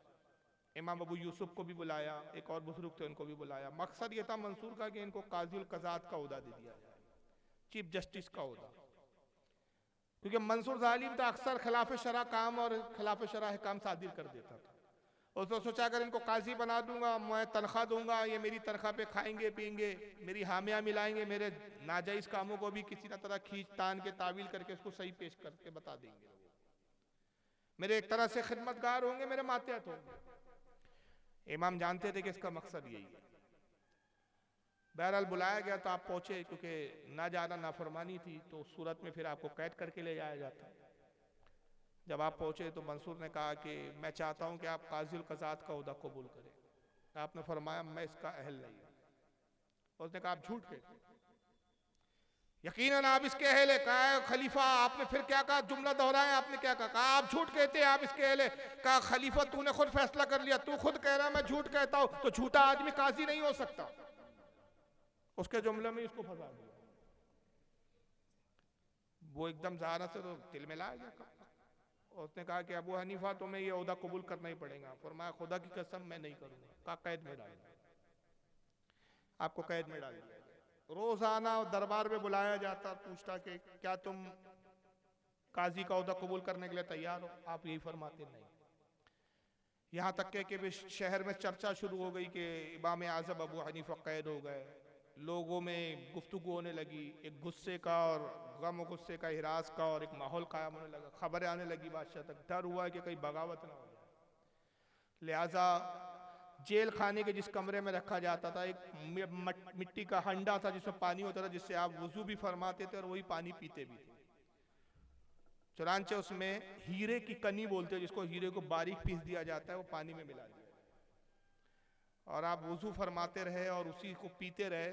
मुसलसल वही पानी पीने की बुनियाद पर आपका हलक चीरना शुरू हुआ, कलेजा चीर गया और उसी जहर की वजह से आपका विसाल। तो बहरहाल ये आपका सबब बना और आप जो है बगदाद में मदफून है। आज भी मर्जा खलायक है आपकी मज़ार, लेकिन बड़े बड़े मुहद्दिसीन मुज्तहिदीन आपके खिदमत गुजार हैं, आपके खादिम हैं, आपकी फ़िक़्ह को मानने वाले हैं और ऐसे ऐसे उलमा, ऐसे ऐसे इमाम आपके मुक़ल्लिदों में गुजरे कि उनके हालात अगर पढ़ें तो ताजुब। एक जुमले पे बस एक बात याद आ रही, मैं बता देता हूँ कि दो शख्सियतें ऐसी गुजरी है जिनके बारे में उलमा कहते हैं अइम्मा में कि एक ने फ़िक़्ह शाफ़ई का तहफ़्फ़ुज़ किया और एक ने फ़िक़्ह हनफ़ी को बचाया। फ़िक़्ह शाफ़ई को दुनिया में सबसे ज़्यादा जिसने प्रमोट किया, फैलाया, वो हज़रत इमाम बहकी रहमतुल्लाह अलैह। शाइबुल ईमान इनकी हदीस की किताब है, अस-सुननुल कुबरा इनकी हदीस की किताब है, कई किताबें लिखी, अल आदाब है। बहुत बड़े मुहद्दिस इमाम बहकी रहमतुल्लाह, इमाम हाकिम के शागिर्द है। फरमाते हैं कि इन्होंने इमाम शाफई की फ़िक़्ह को आम किया और इमाम आज़म की फ़िक़्ह को जो सबसे ज़्यादा जिन्होंने फैलाया और उसके दलाइल को जमा किया वो हज़रत इमाम ताहवी रहमतुल्लाह ताला अलैह। लेकिन इमाम ताहवी पहले खुद शाफई थे, पूरा ख़ानदान शाफई था उनका। उनके वालिद शाफई मसलक के थे, उनके मामू शाफई मसलक के थे, उनके चचा, पूरा ख़ानदान शाफई। ये अपने मामू से एक मरतबा पढ़ रहे थे और इनके साथ एक अजीब मामला हुआ था कि जिस वक्त ये पैदा हुए इनकी वालदा का इंतकाल हो गया, अपनी मुर्दा माँ के पेट में ये जिंदा था, इमाम तावी। अब देखिए इमाम आज़म की फ़िक़्ह कितनी आसान है और उम्मत पे कितना करम है इमाम आज़म का। इस ताल्लुक से इमाम आज़म का मसला क्या है? इमाम आज़म फरमाते हैं कि अगर माँ मर जाए और माँ के शिकम में बच्चा जिंदा हो तो माँ का पेट चीरकर बच्चे को निकाल लिया जाए। और इमाम शाफी रहमतुल्लाह अलैह कहते हैं कि जिंदा बच्चे को मुर्दा माँ के साथ दफन कर दिया जाए। अब जाहिरन आपको लग रहा है कि ये तो बड़ा जुल्म वाली बात लग रही है। असल में दोनों के पास हदीसें हैं, हदीसें और दोनों के पास अपने दलाइल है। इमाम शाफी की दलील यह है कि एक हदीस में आता है कि हुज़ूर सल्लल्लाहु अलैहि वसल्लम की मौजूदगी में एक गाय ज़बा की गई और जब उसका पेट चाक किया गया तो उसमें से एक मुर्दा बच्चा निकला, वो जिंदा था। साहबा ने अर्ज़ किया या रसूलल्लाह ये गाय का बच्चा जो है जिंदा, इसका क्या करे? फरमाया कि बच्चा भी माँ के जो है उसी से मुल्हिक होता है, लिहाजा इस बच्चे को भी ज़बा कर दो। अब तुम में से जो चाहे इसका गोश्त खाए चाहे ना खाए, कराहत हो तो ना खाए, गाय के बच्चे को ज़बा कर। इस हदीस की बुनियाद पर इमाम शाफी कहते हैं कि हुजूर ने बच्चे को माँ से मुल्हिक फरमाया कि उसी का हिस्सा है, उसी की जिन्स है, उसी का नफ्स है, लिहाजा इस बुनियाद पर अगर माँ मर जाए तो पेट नहीं फाड़ा जाएगा, मुर्दे को तकलीफ नहीं दी जाएगी, ये समझा जाएगा कि अल्लाह की मर्जी यही थी, जिंदा बच्चे को दफन कर दिया जाएगा माँ के साथ। मगर इमाम आजम फरमाते हैं कि जानवर के ताल्लुक से आया, जानवर पर इंसान को कयास नहीं किया जा सकता, लिहाजा अगरचे मुर्दे को इसमें कुछ तकलीफ हो, लेकिन अगर वो माँ जिंदा होती तो वो भी अपने बच्चे की हयात के लिए खुद मरना कबूल कर लेती। ये उसकी भी यही पसंद होती कि मेरा बच्चा जी जाए, भले मैं मर जाऊं। तो बेहतर ये है कि पेट चाक किया जाए, बच्चे को जिंदा जो है वो निकाल लिया जाए। ये इमाम अबू हनीफा का मसला है। तो इमाम तहावी के साथ ऐसी हुआ, सारा खानदान शाफी मसलक था। इमाम तहावी रहमतुल्लाह अलैह की वालिदा का इंतकाल हो गया। अब सब परेशान हुए, भाई क्या करे। तो सबके घर खानदान वालों का इत्तेफाक ये हुआ कि हमारे इमाम का जो कौल है उस पर हम अमल करेंगे और दफन कर देंगे। लेकिन इमाम तावी के वालिद जो है वो एक मोहब्बत पैदा हो गई बच्चे से, उन्होंने कहा नहीं, मैं इस वक्त इमाम अबू हनीफा के मसले पर अमल करूंगा। पेट चाक करके बच्चा निकाल लिया गया, पेट चाक हुआ, बच्चा निकाल लिया गया। इमाम तावी बड़े हुए, अपने मामू से पढ़ रहे थे, पढ़ते पढ़ते इत्तेफाक से यही मसला आ गया। उन्होंने इमाम शाफी का मसला सुनाया, क्योंकि शाफी फिक्र पढ़ा रहे थे वो। तो कहा इमाम शाफी ये फरमाते हैं, इनकी दलील ये है और दलील की बुनियाद ये है, बहस होने लगी। तो अचानक इमाम तावी पूछते हैं कि ये तो इमाम शाफी की फिक्र का मामला है, अबू हनीफा क्या कहते हैं इस बारे में। उन्होंने कहा वो तो कहते हैं पेट चाक करके बच्चा निकाल दिया जाए। बस उन्होंने किताब बंद की। इमाम तावी ने खड़े हुए कहा, मैं उस इमाम की पैरवी क्यों करूं जो मेरी मौत चाहता है। और उस दिन से उन्होंने फिक़्ह शाफी को छोड़ दिया, हनफी हो गए। और फिर हनफियों के इतने बड़े और ज़बरदस्त आलिम बने कि शाफियों से भी मुनाजरे भी करते थे। और यहाँ तक कि शरह मानिउल आसार और मुश्किलुल आसार जैसी वो हदीस की किताबें ज़ख़ीम उन्होंने किताबें जमा की, जिसमें इमाम आज़म के वो तमाम मसाइल जिस पर उस ज़माने में अहले हदीस इख्तिलाफ करते थे, वो हदीसों को जमा किया, उसकी सनदों पर बहस किया और बताया कि हमारे इमाम ने अगर कोई मसला बयान किया तो कितनी हदीसों पर नज़र थी, तब उन्होंने मसला बयान किया। तो इमाम तहावी ने फ़िक़्ह हनफी के लिए बहुत बड़ा काम किया है। तो बहरहाल बड़े बड़े मुहद्दिसीन गुजरे हैं, बड़े बड़े आलिम गुजरे हैं। और आज अक्सरियत अगर आप देखेंगे उलमा की और अक्सरियत मुसलमानों की देखेंगे तो वो फ़िक़्ह हनफी को मानने वाली है। ये हमारे लिए बड़ी बाइस फ़ख्र है कि अल्लाह ताला ने हमको हनफी बनाया, इमाम आज़म का मुक़ल्लिद बनाया। अल्लाह ताला से हम दुआ करते हैं कि मालिक कायनात हमें ताउम्र इमाम आज़म का मुक़ल्लिद बनाए रखे और उनके फ्यूज़ व बरक़ात से हमें माला माल फरमाता रहे। अल्लाह ताला आज की इस बज़्म को कबूल फरमाए, इसके बानीन को जो है दीन और दुनिया की बेहतरी अता फरमाए। और जिन हजरात ने इस प्रोग्राम में जो भी शिरकत की है उन सबको बेहतरीन अजर अज़ीम अता फरमाए। वमा अलैना इल्लल बलागुल मुबीन बिरहमतिका या अरहमर राहिमीन। सलातो सलाम के लिए खड़े हो जाएगी। अच्छा वो जो बता देते हैं।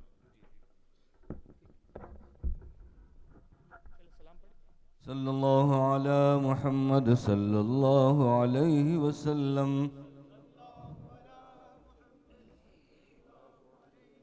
सल्लल्लाहु अला मुहम्मद सल्लल्लाहु अलैहि वसल्लम। या नबी सलाम अलैका, या रसूल सलाम अलैका, या हबीब सलाम अलैका, सलवातुल्लाह अलैका।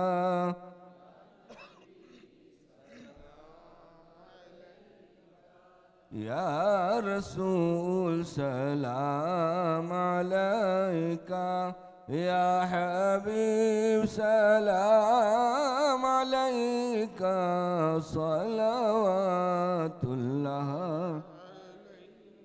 रहमतों के ताज वाले, दो जहां के राज वाले, अर्श की मेराज वाले, आसियों की लाज वाले। या नबी सलाम अलैका, या रसूल सलाम अलैका, या हबीब सलाम अलैका, सलवातुल्लाह। जाकनी के वक्त आना, कलमा तय्यब पढ़ाना, अंबरी जुल्फे सुंघाना, हमको ईमान पर उठाना, या नबी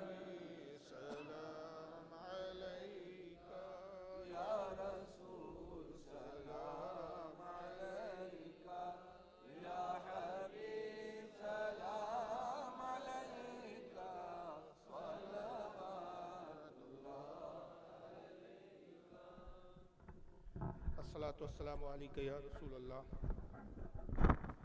अस्सलातु वस्सलामु अलैका या हबीबल्लाह, अस्सलातु वस्सलामु अलैका या नबीयल्लाह व अला आलिका व अस्हाबिका या नूरल्लाह सल्लल्लाहु तआला अलैहि वसल्लम। अल्लाहुम्मा सल्लि अला सय्यिदिना मौलाना मुहम्मदिन अदद मा फी इल्मिल्लाहि सलातन दाइमतन बिदवामिन मुल्किल्लाहि सल्लल्लाहु तआला अलैहि वसल्लम।